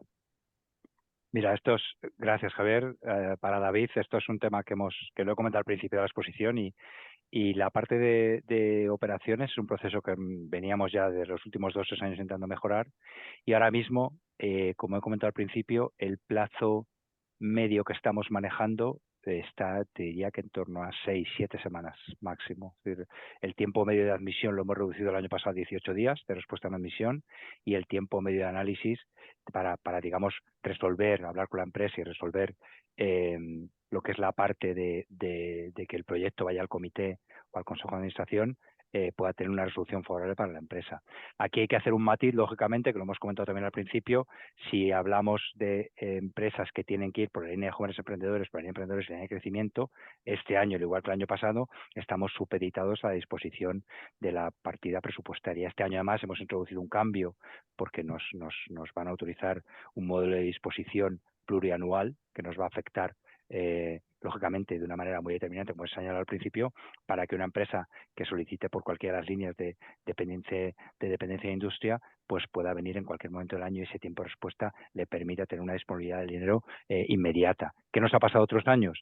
Empresas que a lo mejor el año pasado, por ejemplo, el año pasado fue un año electoral y fue un año un poco más sencillo porque tuvimos la disposición a final de abril, principios de mayo. Pues una empresa que a lo mejor hizo una solicitud en octubre, en noviembre y se quedó en tránsito del ejercicio 22 al 23 el año pasado, pues a lo mejor se le vio el proyecto en el comité en febrero o en marzo y sin embargo no se le pudo comunicar formalmente hasta abril o hasta mayo que la operación estaba aprobada, en el caso de la rama de industria. Eso no quita a que al no tener un proceso de concurrencia competitiva que nos impediría tener contacto directo con la empresa, que es un poco lo que comentaba Javier al principio, que esto en los aspectos son muy procesales, eso pasa por ejemplo también con Neotec de Cedeti o con otras instrumentos públicos que requieren de no tener un proceso ciego porque la propia ley de concurrencia competitiva te impide tener esa comunicación. Nosotros intentamos, tanto en admisión como en análisis, tener un contacto continuo en el equipo de ANSID con el equipo de Javier y con el resto de equipos de consultoras con los que tenemos trato desde ENISA, pues tenemos un repaso a lo mejor quincenal de los proyectos que están presentados para ver un poco el estado, si están en admisión, si están en análisis o intentar favorecer o ayudar a las empresas que se han apoyado en cualquier equipo para solicitar. Pero sí que es cierto que los tiempos de respuesta estamos trabajando para que sean muy rápidos. Y luego en la parte de lo que es emprendedoras digitales, agroimpulso y cultura audiovisual y gaming, ahí sí que estamos, como os he explicado al principio, podemos tener disponibilidad de las líneas, pues estamos trabajando con remanentes de líneas de los años anteriores y son procesos plurianuales, que no dependemos como este año y los anteriores, en el caso de industria, de que nos autoricen la partida presupuestaria. Esos tiempos de respuesta, como os decía, este año me parece que hay 21 o 22 proyectos que ya están aprobados formalmente, que se ha comunicado a las empresas y de hecho ya hemos formalizado el primer préstamo con cargo de las líneas de 2024, creo que ha sido de la línea de emprendedoras digitales, con lo cual esos tiempos de respuesta intentamos que sean lo más rápido posible esta vez. Incluso, y lo que te decía también al principio, si vamos a rechazar la solicitud o vamos a no admitirla por los motivos que sean, o bien porque es un proceso a lo mejor muy incipiente, o por la sociedad tal, o porque tenga una estructura financiera desequilibrada, o por algún otro tipo, intentamos también que esos procesos sean lo más rápidos posibles. Muy bien, Pedro, muchas gracias. Seguimos con otra pregunta, que en este caso entiendo que es para Javier. Dice, ¿una empresa que tiene el certificado de empresa emergente perdería ese certificado al cumplir 5 o 7 años o ese plazo solo aplica para obtenerlo? Esta también es una pregunta que nos preguntan mucho. Estás en mute, Javier. Sí, perdón. Nada, muy fácil contestación. Efectivamente se pierde. La certificación se puede dar por un plazo máximo de 5 o 7 años y vale tanto para conceder la certificación a una empresa como para quitárselo. Es decir, ya nosotros podemos darle la certificación a una empresa que tenga 4 años y 11 meses. Y si la certificación de esa empresa es máximo de 5 años, pues le va a durar la certificación un mes. Aunque luego hay algunas ventajas que las puedes aplicar durante los años siguientes. Bueno, eso va un poco más, hay que entrar un poco más en detalle de cada una de las ventajas que tiene la empresa, fiscales o no fiscales. Pero la certificación se da y se pierde en función de los años que tenga la empresa. Si se la da con 4 años y es de 7 años la certificación, pues al séptimo año pues procederemos a descertificar a la empresa. Se pierde la certificación. Ok, perfecto. ¿De acuerdo? Otra pregunta, Carlos nos dice si vamos a compartir las presentaciones. Si queréis, Pedro, Javier, hacedmela llegar a mí, yo se la circulo a los asistentes, ¿vale? Con lo cual, por ahí, Carlos, sí, vamos a compartir. Luego también nos pregunta Ana, dice, oye, ¿se considera como factor de aprobación directa el haber firmado una o varias pólizas de crédito con ENISA? No es carácter de exclusión el no tenerlo, ¿no? Entiendo que se refiere a la hora de certificarse, ¿no? Que si solamente puedes hacer con ENISA. ¿Cómo lo ves, Javier? Sí, bueno, a ver, no sé si he entendido bien la pregunta o no, pero bueno, hay dos formas de conseguir la certificación. O bien rellenando todo el procedimiento. Bueno, a ver, la parte de admisión la tienen que rellenar todas, independientemente, y una vez que pasamos de la fase de admisión a la fase de análisis, que es la parte de que hemos hablado de innovación y escalabilidad, ahí nos encontramos dos tipologías de empresas. Aquellas empresas que tienen firmado un préstamo con ENISA, lo tienen vigente y sin ningún tipo de incidencia, donde, como verán en la aplicación, tienen la opción de marcar. Es voluntario. Tú puedes marcar, oye, puedo marcarlo o si no quiero no lo marco, aunque tenga el préstamo, pero bueno, es tontería no marcarlo si lo tienes porque es mucho más fácil todo. Tú puedes autorizar, o sea, tienes que, la aplicación te pregunta si tienes un préstamo en ISA, si el préstamo tiene menos de 3 años y está sin incidencias, y si nos permites acceder a la información que tenemos en la parte de préstamos. Por la tipología de procedimiento administrativo tenemos que hacerlo así. Es voluntario el darlas, pues tener un préstamo y no hacerlo. Si lo haces y es realidad que tienes un préstamo en ISA que tiene menos de 3 años y que tiene incidencias, automáticamente el componente de innovación y el componente de escalabilidad se le da el OK. E inmediatamente, en un plazo pues, muy rápido, porque es básicamente una burocracia, pues se lleva al comité como favorable en la certificación. Ahora bien, la empresa, independientemente que tenga un préstamo o no lo tenga, puede ir por la otra vía, decir, mira, aunque tenga el préstamo, no quiero que consulten, no autorizo, no respondo, y entonces la aplicación te va a obligar a que rellenes los componentes, los campos de innovación y los campos de escalabilidad para que nosotros podamos evaluar con la información que nos pone en la aplicación, no con otra información que tengamos por el préstamo, aunque lo tenga, si es favorable o no es favorable. Pero si se trata de una empresa que no tenga préstamo en ISA, lo único que no podrá acceder es por la vía rápida. Tendrá que ir por la Perfecto. vía de tener que rellenar todo el formulario.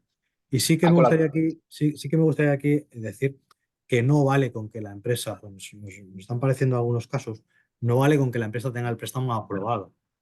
Tiene que tener el préstamo formalizado.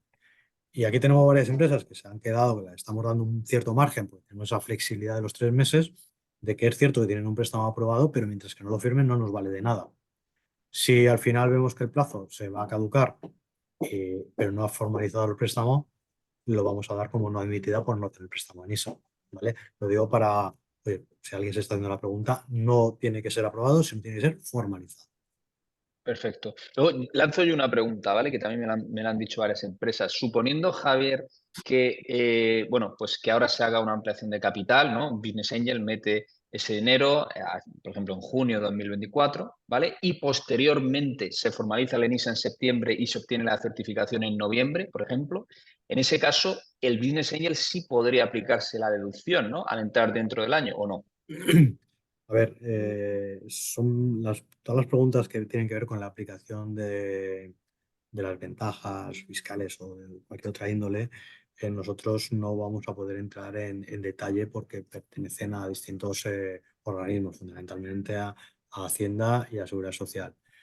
La lógica dice que sí, que al estar en el mismo ejercicio fiscal se podrían aplicar las deducciones, al igual que aunque pierda la certificación, la ley también indica que durante los 3 próximos años pueden aplicarse ciertas ventajas. Pero quizás aquí quien tenga que responder es el interlocutor válido que en este caso sería Hacienda. Lo digo porque estamos teniendo consultas en Hacienda y nos llegan consultas en Hacienda y la propia Hacienda a veces da información que puede llevar a cierta confusión. o unas respuestas de una índole y otras respuestas que van por otro lado. Entonces, bueno, es cierto, no es por defender lo que no se pueda defender, pero es cierto que es una ley nueva que costó abrirla, por decirlo en bruto, que costó poder aplicarla porque tuvo que haber esa reglamentación de 3 ministerios y que ahora seguramente pues, que lleve un periodo de maduración el poder aplicarla por los distintos ministerios. Entonces, es cierto que todo eso hasta que se vaya estandarizando pues va a costar seguramente responder a ciertas preguntas. En ENISA, la misión que tenemos, y no es por quitarme el balón de encima, si lo supiera y lo pudiera afirmar, lo diría, pero sí que es cierto que nuestra misión es más la de certificar que más la de aplicarlos en ninguna de las ventajas. Os puedo responder desde el punto de vista de mi opinión personal y la opinión que tenemos aquí en ENISA y del departamento, pero creo que las consultas más específicas sobre la aplicación tendrían que ir al organismo pertinente. Perfecto. Pedro, una pregunta que nos lanza Víctor Coy, nos dice, quizás, bueno, nos dice que es nuevo, ¿no?, en toda esta parte, y pregunta si ayudáis, sobre el tema de la cofinanciación, ¿ayudáis desde NISA o dais soporte a la búsqueda y consecución de la segunda fuente de financiación o no? No, o sea, en algún caso, y eso nos ha pasado también a Javier y a mí cuando compartimos en operaciones, una empresa te puede pedir, oye, estoy buscando financiación, pero también un poco por tema de conflicto de interés, desde NISA no podemos decirle, oye, mira, pues vete con tal fondo, vete con tal inversor. Yo creo que ahí recomendamos, oye, pues mira, pues hay un elenco de 15, 20, 30, 50 inversores, pero igual que no podemos ayudar a todas las empresas a hacer el proceso, eso estuvimos trabajando en algún momento en lo que es el proceso guiado para que te metas en el portal y la solicitud sea lo más amistosa posible, trabajar en el portal. En un aspecto como ese, sí recomendamos que se haga una visibilidad de mercado, pero desde NISA no podemos decirle a una empresa, hazlo con tal fondo. Podemos recomendar, mira, pues hay estos fondos o estos tal, o hay de estos 10 o 12 o 15 que son financiadores o inversores habituales en empresas que financian NISA, para que luego sea la propia empresa la que toque la puerta que tenga que tocar y tal. Esa labor a lo mejor, y lo ha explicado Javier al principio, Javier Ansit, al principio, yo creo que la mayoría de consultoras, o menos las más intensas que trabajan con nosotros, tienen esa facilidad como colaborador privado para dar esa información. Nosotros al final teníamos un tema de conflicto de interés, pues por decirlo a una empresa tal, podemos recomendarle, mira, pues hay este inversor, o en empresas que hemos financiado han entrado este, y ahí que ya sea la propia empresa la que tal. Pero dirigir específicamente a una empresa, a un inversor, no podemos hacerlo. Y añadir no Muy solamente bien. inversores, sino también a consultores. Sí, bueno, por supuesto. Tener en cuenta que Alguna vez nos han yendo muy preguntado, eso la empresa, lógicamente lo ha hecho Emilio cuando estamos escuchando, que bueno, su opinión de, oye, yo tengo mi foco y no quiero despistarme de procedimientos administrativos y prefiero contratar a una consultora, pues es totalmente lícito, y también está aquella empresa que lo puede hacer o lo quiere hacer directamente. Es cierto que tenemos muchas consultoras, Pedro conoce muchísimas, trata prácticamente a diario con ellas, tenemos muchas empresas, son muchas consultoras muy válidas, pero nosotros no nos pidáis que os orientemos en alguna o en otra, porque entraríamos en un conflicto de intereses. Se entiende. Vale, bueno, y luego también tenemos otra pregunta, que de hecho se pregunta bastante, que ¿es posible acceder a un préstamo en ISA de emprendedores sin facturación, pero con una ampliación de capital alta? Esa es buena, ¿eh, Pedro? Esta es muy buena. A ver, vamos a ser un poco diablillos. A ver, yo creo que lo explica incluso Emilio en el primer proyecto que se le otorgó de joven emprendedor. Yo creo que la empresa de Emilio todavía no financiaba, o sea, todavía no facturaba. O sea que, No, es decir, no estaba facturado. es una pregunta que podemos financiar.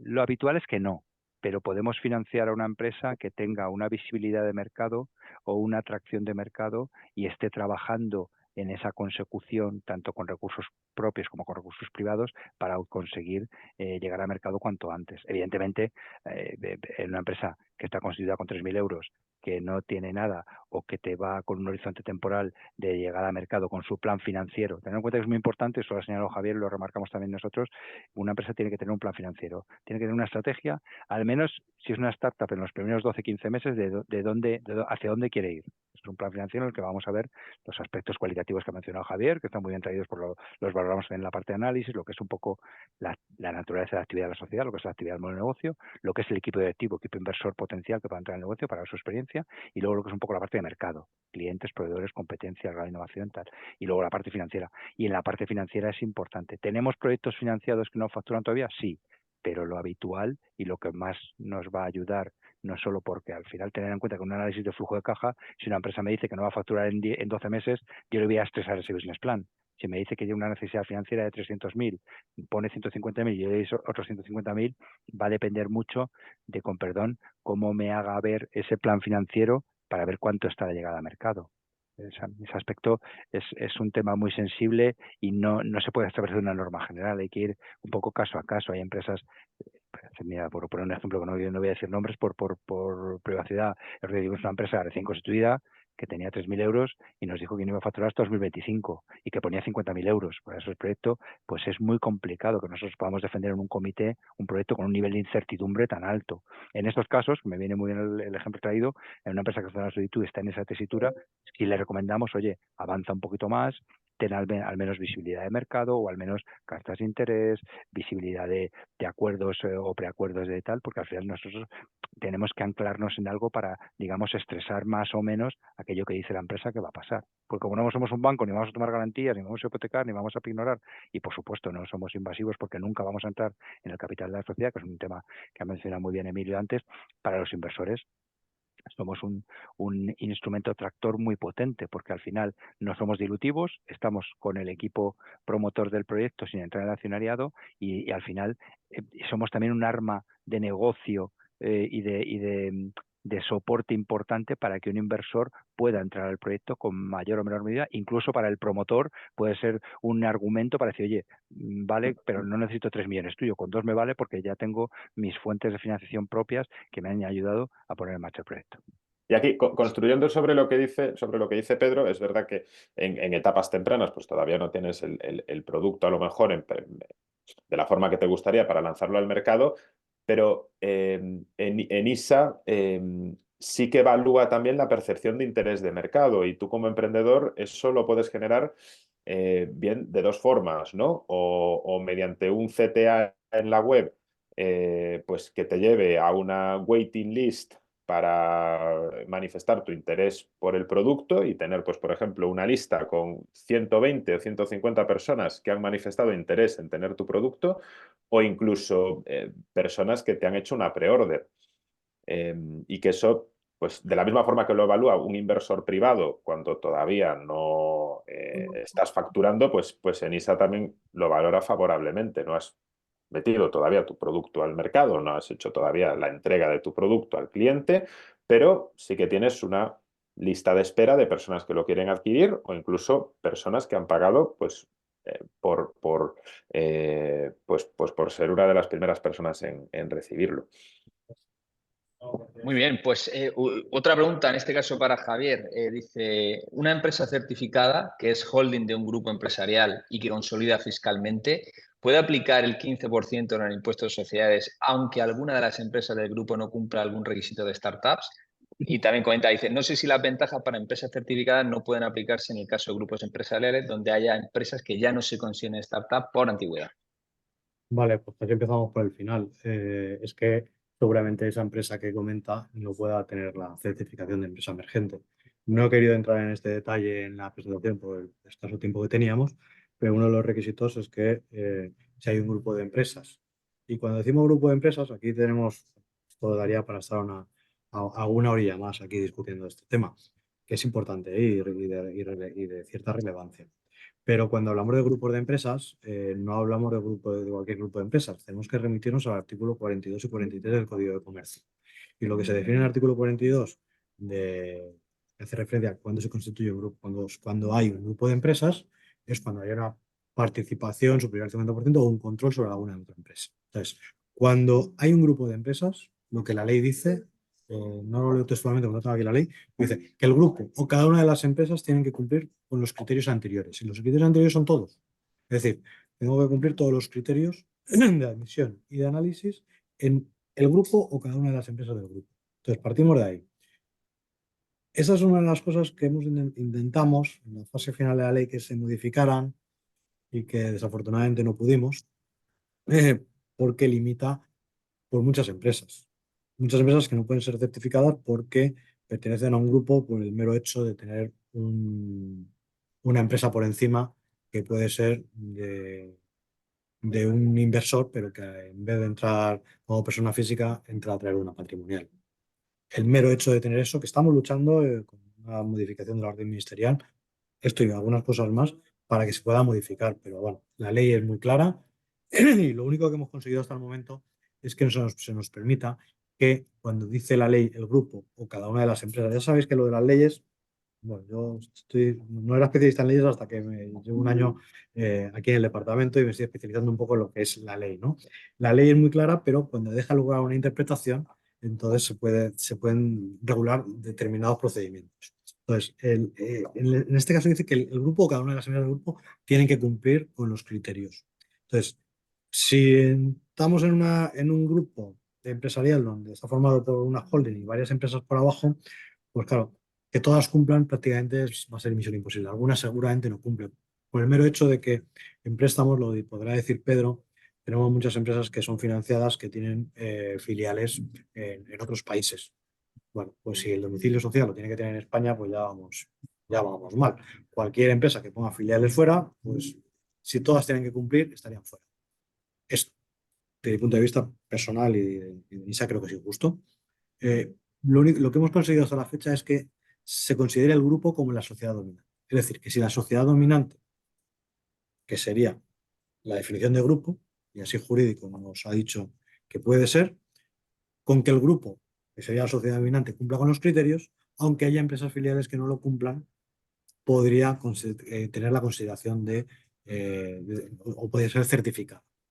No me quiero liar mucho en esto porque es un tema complejo, ¿eh?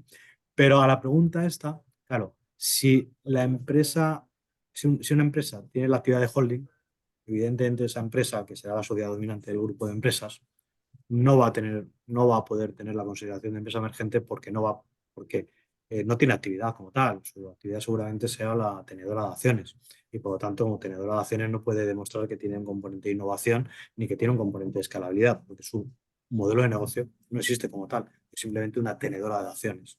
Con lo cual, partiendo de este caso en concreto de esta pregunta, esa holding seguramente no va a estar certificada. En el caso de que haya una empresa certificada, porque sea sociedad dominante, se haga considerar grupo de un grupo de empresas, esa empresa sí, a ver, si no me he equivocado al responder a la pregunta, esa empresa sí que va a poder, va a estar certificada y va a poder acceder a las ventajas. Pero para eso, primero tiene que pasar por el filtro de si como grupo, la sociedad dominante, que en este caso es lo que hemos podido salvar de la ley hasta la fecha, cumple con los criterios de innovación y de escalabilidad. No sé si Muy, respondo a la duda. Sí, yo creo que ahí entraremos ya en una fase un poquito más específica, pero vamos, yo te he entendido y bueno, cualquier duda que quede también, luego dejaré el contacto, ¿vale? Por si quieren Sí, contactar sí, con nosotros o lo trasladamos o lo que sea, ¿vale? es un tema un poco complejo. Por seguir también un poquito, esto vamos a intentar responder ya en un tweet, y así vamos terminando el evento. Hay otra pregunta, dice, para la escalabilidad, ¿cuál es la mejor manera de demostrarnos el plan de negocio? ¿Estudios de mercado, tipo de tecnología o qué más se puede agregar al plan de negocio para ayudar a demostrar la escalabilidad? Esto es una pregunta un poco ambigua, entiendo, ¿vale? Pero ¿cómo entendéis en ENISA que una empresa es escalable? Bueno, pues aquí puede responder también Pedro o yo, es lo mismo, o sea, o cualquier inversor. O sea, cuando se trata de convencer a un inversor de que tu modelo de negocio, de que tu propuesta, de que tu proyecto empresarial es viable. Básicamente lo mismo que le mandarás a un inversor, lo mismo que le vas a mandar a Pedro para que estudie la viabilidad de un préstamo, o lo mismo que le vas a enviar casi, te diría que a un banco que no sea lo más tradicional del mundo. Es decir, no creo que haya una fórmula que no haya aprendido yo a lo largo de estos años y que dice, mira, si lo haces así es que vas a probar, si lo haces así no vas a probar. Yo creo que al final se trata de intentar responder, o sea, y lo decía en préstamos, hay que tener un plan de negocio. Si no tienes un plan de negocio, no intentes rellenar ni la parte de préstamo ni la parte de certificados. Tú tienes que tener un plan de negocios y ese plan de negocio intentarlo plasmar en nuestra aplicación, que lo que intentamos es reducir papeles, volúmenes, etcétera. Si tú eres capaz, con un plan de negocio, que luego puedes anexar de 300 páginas y nos lo leeremos en la medida que lo necesitemos, pero si tú eres capaz de concretar en muy poquito espacio cuáles son tus principales ventajas frente a terceros a nivel de modelo de negocio, a nivel de competencia, a nivel de socios, etcétera, pues tendrás más posibilidades que el que no sea capaz de hacerlo. Y básicamente diría que la fórmula, si es que existe alguna, es que primero tú te hayas puesto a diseñar cuál es tu plan de negocio y te autoconvenzas a ti mismo de que eso es viable para poder convencer a un tercero. Es que no hay Al, mucho al más. final, Javier, lo está explicando muy bien, Javier, yo creo que cada empresa tiene que tener una hoja de ruta. O sea, lo ha explicado Emilio también en su caso. Yo creo que cada startup en una fase más temprana, teniendo en cuenta que un plan de negocio no es lo mismo que se haga una startup en el primer año de vida, que en el tercero, que en el cuarto, que en el quinto. O sea, la hoja de ruta al final, y sobre todo en etapas muy incipientes, es altamente probable que la sociedad bascule 50 o 90 grados en función de lo que salga, de lo que vaya cuando entre en mercado o cuando intente detectar si su producto o si su servicio o si su actividad va a tener una respuesta de mercado razonablemente buena. Ahí es muy importante ver qué hace la competencia. Es decir, me tengo que diferenciar de la competencia en algo. Incluso, yo esto lo digo con mucho cariño también, hay que copiar la competencia, hay que ver lo que hace la competencia, en qué puedo ser mejor mi servicio, mi producto, mi actividad, cómo puedo mejorar, cómo puedo desarrollar, incluso agarrar algo de cada competencia para darle una vuelta o incluso para hacerlo tuyo propio con todo el cariño del mundo, porque al final, quitando el tema de secreto industrial, un tema, al final tú puedes coger un modelo de negocio, inspirarte y darle una vuelta para intentar ir a un mercado, a un cliente para decirle, oye, esto que hago yo te puede venir mejor por esto, por esto y por esto. Pero sí que es muy importante, y lo explico muy bien Javier, el tener una hoja de ruta. Tenéis que tener, hay que sentarse tranquilamente, ver un poco en qué te quieres diferenciar, ver un poco el mercado. Un estudio de mercado, hay muchísima información, yo creo incluso a través de consultoras especializadas en el tema. Yo tampoco creo que para venir a un préstamo haya que hacer un estudio de mercado. Yo creo que esa reflexión la tiene que hacer desde dentro cada emprendedor o cada emprendedor con el proyecto que va a poner en marcha y con eso intentar, convencernos a nosotros tanto en la parte de financiación como en la parte de acreditación. Genial. Pasamos a otra pregunta, ¿vale? Esta, bueno, también es Belinda, nos dice, aunque las solicitudes están abiertas los 365 días del año, entiendo que es a la parte de préstamo, ¿vale? Los presupuestos se agotan. En este caso, pregunté expresamente si aún quedaba presupuesto para la línea de crecimiento y me contestaron que no. ¿Cómo podríamos saber cuándo volverá a existir presupuesto disponible? El objetivo es realizar la solicitud en el momento adecuado para enviar la documentación lo más actualizada posible. ¿Cómo se lleva a cabo este impedimento de la disponibilidad o no de presupuesto? Vale, aquí es una pregunta muy, muy bien traída por parte de Belinda. Esto hila un poco con lo que hemos comentado al principio. La disponibilidad presupuestaria de una empresa que viene el 20 de diciembre o el 15 de diciembre o el 5 de diciembre, esto lo cambiaremos este año, Dios mediante, con el tema que vamos a tener de disponibilidad plurianual de la parte de industria. Al final nosotros tenemos, en lo que son las líneas de jóvenes emprendedores y crecimiento, tenemos, digamos, un año natural para ejecutarlas. Si una empresa viene el año pasado, en los primeros 8, 9, 10 meses, es altamente probable que su proyecto pueda ser analizado. Si viene en noviembre o en diciembre, no tanto por presupuesto, nos podemos quedar incluso sin tiempo material. Que nosotros, al final, el año con las líneas de industria hacemos los últimos comités, normalmente son el 18, el 20, el 15 de diciembre, con lo cual ahí, si un proyecto que va por esas líneas no ha podido ser resuelto, porque nosotros tenemos que liquidar con el Ministerio cada año, hacemos certificaciones por trimestres para poder justificar al Ministerio los proyectos en los que invierte ISA. Si ese proyecto no ha venido o ha venido en una parte final, yo creo que más que presupuesto, que nos podemos quedar sin presupuesto, es altamente probable que nos quedemos sin tiempo para responder. También digo una cosa, y que eso nos pasa cíclicamente. Este año hemos trabajado mucho mejor porque han quedado nada más que 63 empresas en tránsito. De una empresa que se queda una solicitud metida al portal en el mes de diciembre, le damos dos opciones, o que mantenga su solicitud en el portal y que pase al año siguiente. Entonces a la empresa se le manda una comunicación para decirle a usted, en ISA en este momento ha tenido que cerrar las líneas presupuestarias por el cierre del ejercicio y tiene que actualizar la información financiera a partir del 1 de enero. Y del 1 de enero al 30 de enero se le da a la empresa 30 días para que actualice el plan financiero, actualice el ejercicio en curso, porque el año 23 ya será ejercicio cerrado y tendrá que actualizar el plan financiero un año más. Pero normalmente sí recomendamos que al no haber concurrencia competitiva, al no haber convocatoria, se intente hacer cuanto antes la solicitud o en el momento que la empresa considere oportuno. Esa comunicación la vamos a hacer, la podemos resolver en la admisión. En el email de solicitudes tenemos muchas consultas de este perfil en admisión y las intentamos resolver. ¿Cuál es el mejor momento?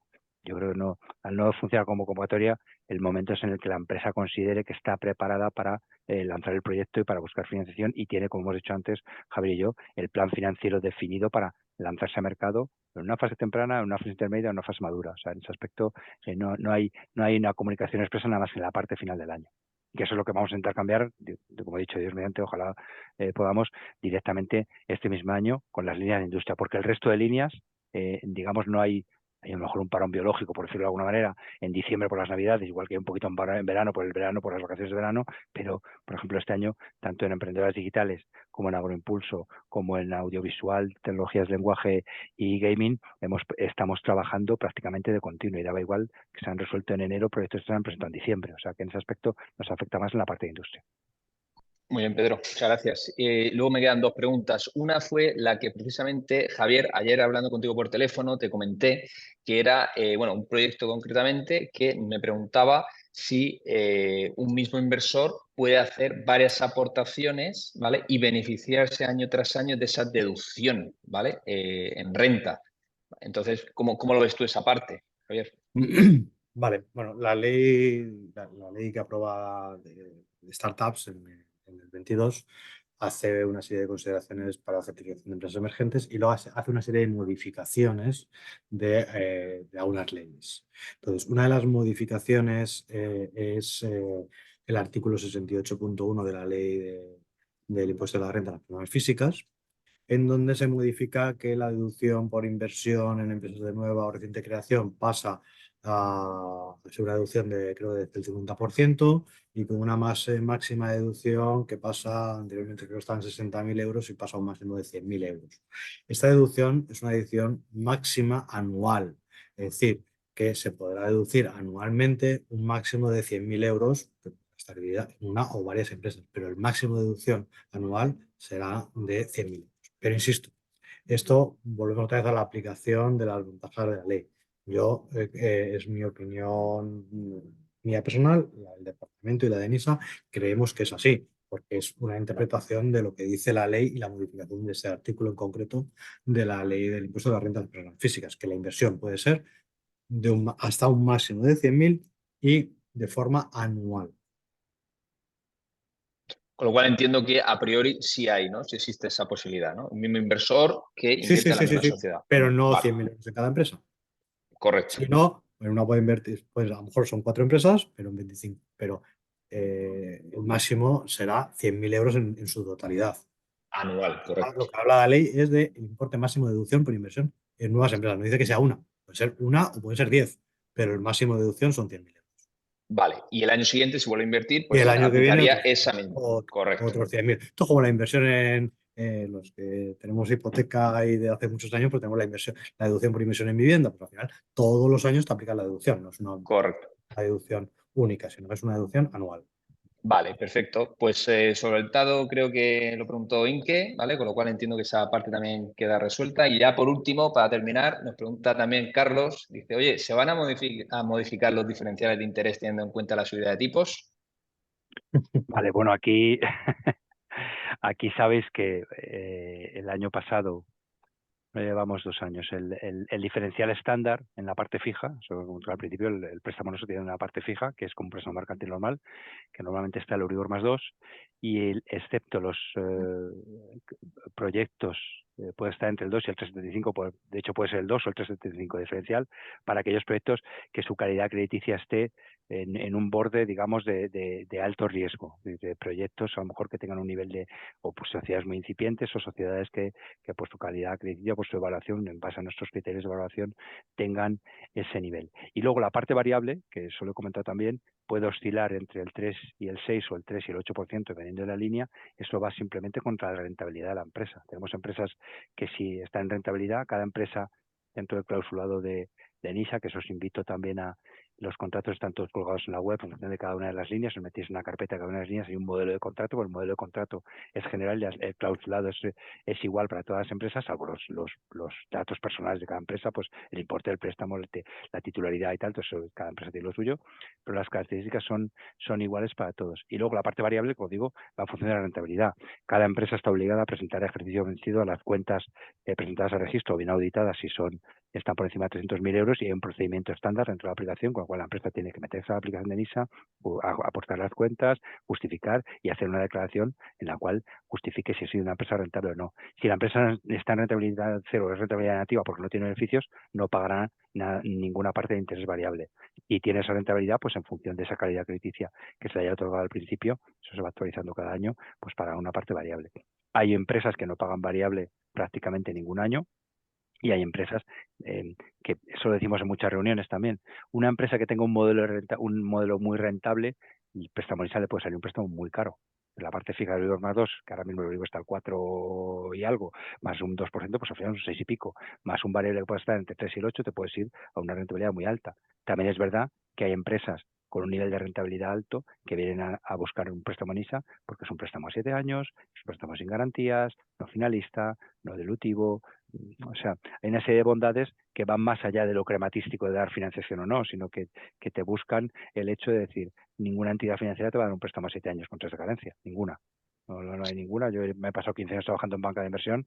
Cuando vine aquí a Nisa y yo fui padawan de Javier, me costó mucho entender la financiación pública y el sector, y me costó mucho entender cómo funciona el sector público. Y realmente la financiación pública y la financiación pública estatal, yo creo que cualquier instrumento financiero está pensada con doble motivo: apoyar el crecimiento del tejido empresarial español, por un lado, y sobre todo que sea una deuda bondadosa, en el sentido de que sea una deuda suave y de acompañamiento. Lógicamente queremos participar si la sociedad está en rentabilidad o una sociedad tiene un cambio de control accionarial del 25% y una cláusula específica te dice que NISA puede solicitar el vencimiento anticipado. O sea, en ese aspecto, si una empresa le da muy bien, oye, pues nos separamos el camino o tal. Ayer tuve, por ejemplo, una reunión con una empresa muy conocida del País Vasco y una empresa que el cual había tenido una entrada de un fondo de inversión muy potente y nos planteaban una inversión muy importante y bueno, pues en algún caso ya en proyectos de ese perfil con niveles de facturación muy altos nos podemos llegar a plantear a nivel interno nosotros qué pintamos ya en esa empresa. Incluso el propio Consejo de Administración de NISA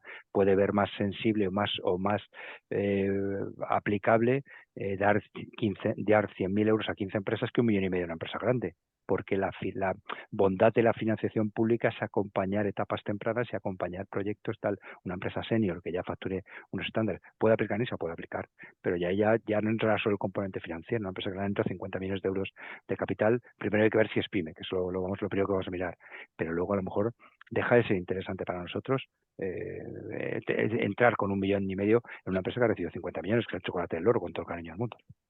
Luego también hay una pregunta que no la han hecho aquí, pero me la han hecho varios proyectos, y es que le preocupa el tipo de segundo tramo, ¿no? El tipo de interés segundo tramo. Y muchas veces, ¿qué ocurre? Que al final el hecho que des beneficio, si tú estás bien capitalizado y tus fondos propios son altos, muchas veces se diluye. Incluso si le quitas el primer tramo, se queda en cero ese segundo tramo, aún dando beneficio, ¿vale? Con lo cual, eso también intentamos a veces explicarlo, porque muchas veces se queda la gente con lo de, pues, me pueden llegar a aplicar un 8, ¿no? Y eso no es así siempre, eso va en depende de la función casuística. Eso es cada año, muy bien, Javier. Correcto. Eso es cada año en función de la rentabilidad de la sociedad. Y luego ese tramo, si una sociedad está muy bien capitalizada y tiene poca deuda y tiene un nivel de rentabilidad alto, pues tendrá un coste, pero si tiene una rentabilidad cercana a cero tal, puede ser rentable y no pagar variable de NISA. O sea, es que ahí no se puede hacer una regla estándar, es decir, si es esto, porque no hay, eso se actualiza cada año y depende de rentabilidad que aplique la sociedad. También nos ha pasado en sociedades que el primer y el segundo nos han pagado variable y al tercer año han ajustado la PIG y nos han dejado de pagar variable y siguen siendo empresas rentables. Esto, pues bueno, también somos expertos en ingeniería financiera y luego cada empresa pues tiene que valorar un poco cuál es su situación y cómo valora el hecho de bueno, pues tener que recurrir a una financiación pública del perfil de la nuestra, como he dicho, con todas las bondades y todos los yo creo parabienes que tiene, y luego evaluar un poco también cuál es su estructura de gestión fiscal y financiera para aplicar ese resultado a las cuentas. Y ya por último, y esta ya la lanzo yo, Pedro, Javier, ¿cuándo van a estar las líneas de jóvenes emprendedores y crecimiento? Digo, los fondos, ¿no? Para empezar ya a formalizar operaciones. ¿Cuándo se prevé que estén esos fondos? La pregunta del millón, Javier. A ver, claro. Este año, lo comenté al principio, llevamos todo el año pasado trabajando para que toda la parte de disposición de lo que son los fondos de esas 3 líneas, que estaban dotados hasta ahora con 98,5 millones, 20,5 millones jóvenes emprendedores, las líneas de soporte de emprendedores y crecimiento son PYME y EBT, que están dotadas con 58 millones y con 20,5 millones también la de base tecnológica. Este año estamos trabajando para que haya un soporte de fondo de deuda, en el concepto de fondo de deuda no dilutiva, de fondo de deuda blando, digamos, que soporte todo lo que es el tal. Eso tiene de momento está autorizado por Hacienda, que es el dueño del dinero de todas las entidades públicas, y se está trabajando en establecer un reglamento y se está trabajando en establecer pues todo lo que es digamos el formato procesal y legal de lo que es el instrumento. Nosotros llevamos ya desde el mes de enero analizando empresas que han entrado por jóvenes emprendedores, por emprendedores de crecimiento. ¿Qué nos pasa con esas empresas? Lo explico al principio.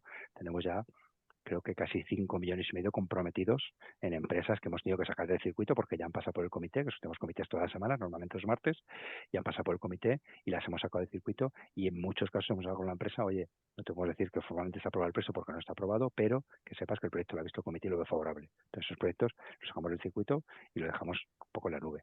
Este año es que no depende que nosotros con perdón seamos más rápidos o más lentos, sino simplemente depende que eso tenga una estructura que se está trabajando de manera muy intensa, y la idea es que esté en alguna ley aprobado antes de verano, la idea. Pero eso ya no depende de nosotros. Hacemos la parte nuestra que corresponde, la estamos trabajando de una manera muy rápida, pero no depende de que Pedro Sotoca o Javier Sánchez o bueno, incluso consejero de la ENISA nuevo que tenemos, Borja Cabezón, diga que va a depender del trabajo que se hace en ENISA. Es un tema también que depende de nuestro ministerio. Que yo creo, Pedro, que tenemos que ser conscientes del panorama político que tenemos. Bien, por supuesto. Donde seguramente pues no hay presupuestos nuevos del 2024, van a ser prorrogados, por lo que también todo eso conlleva.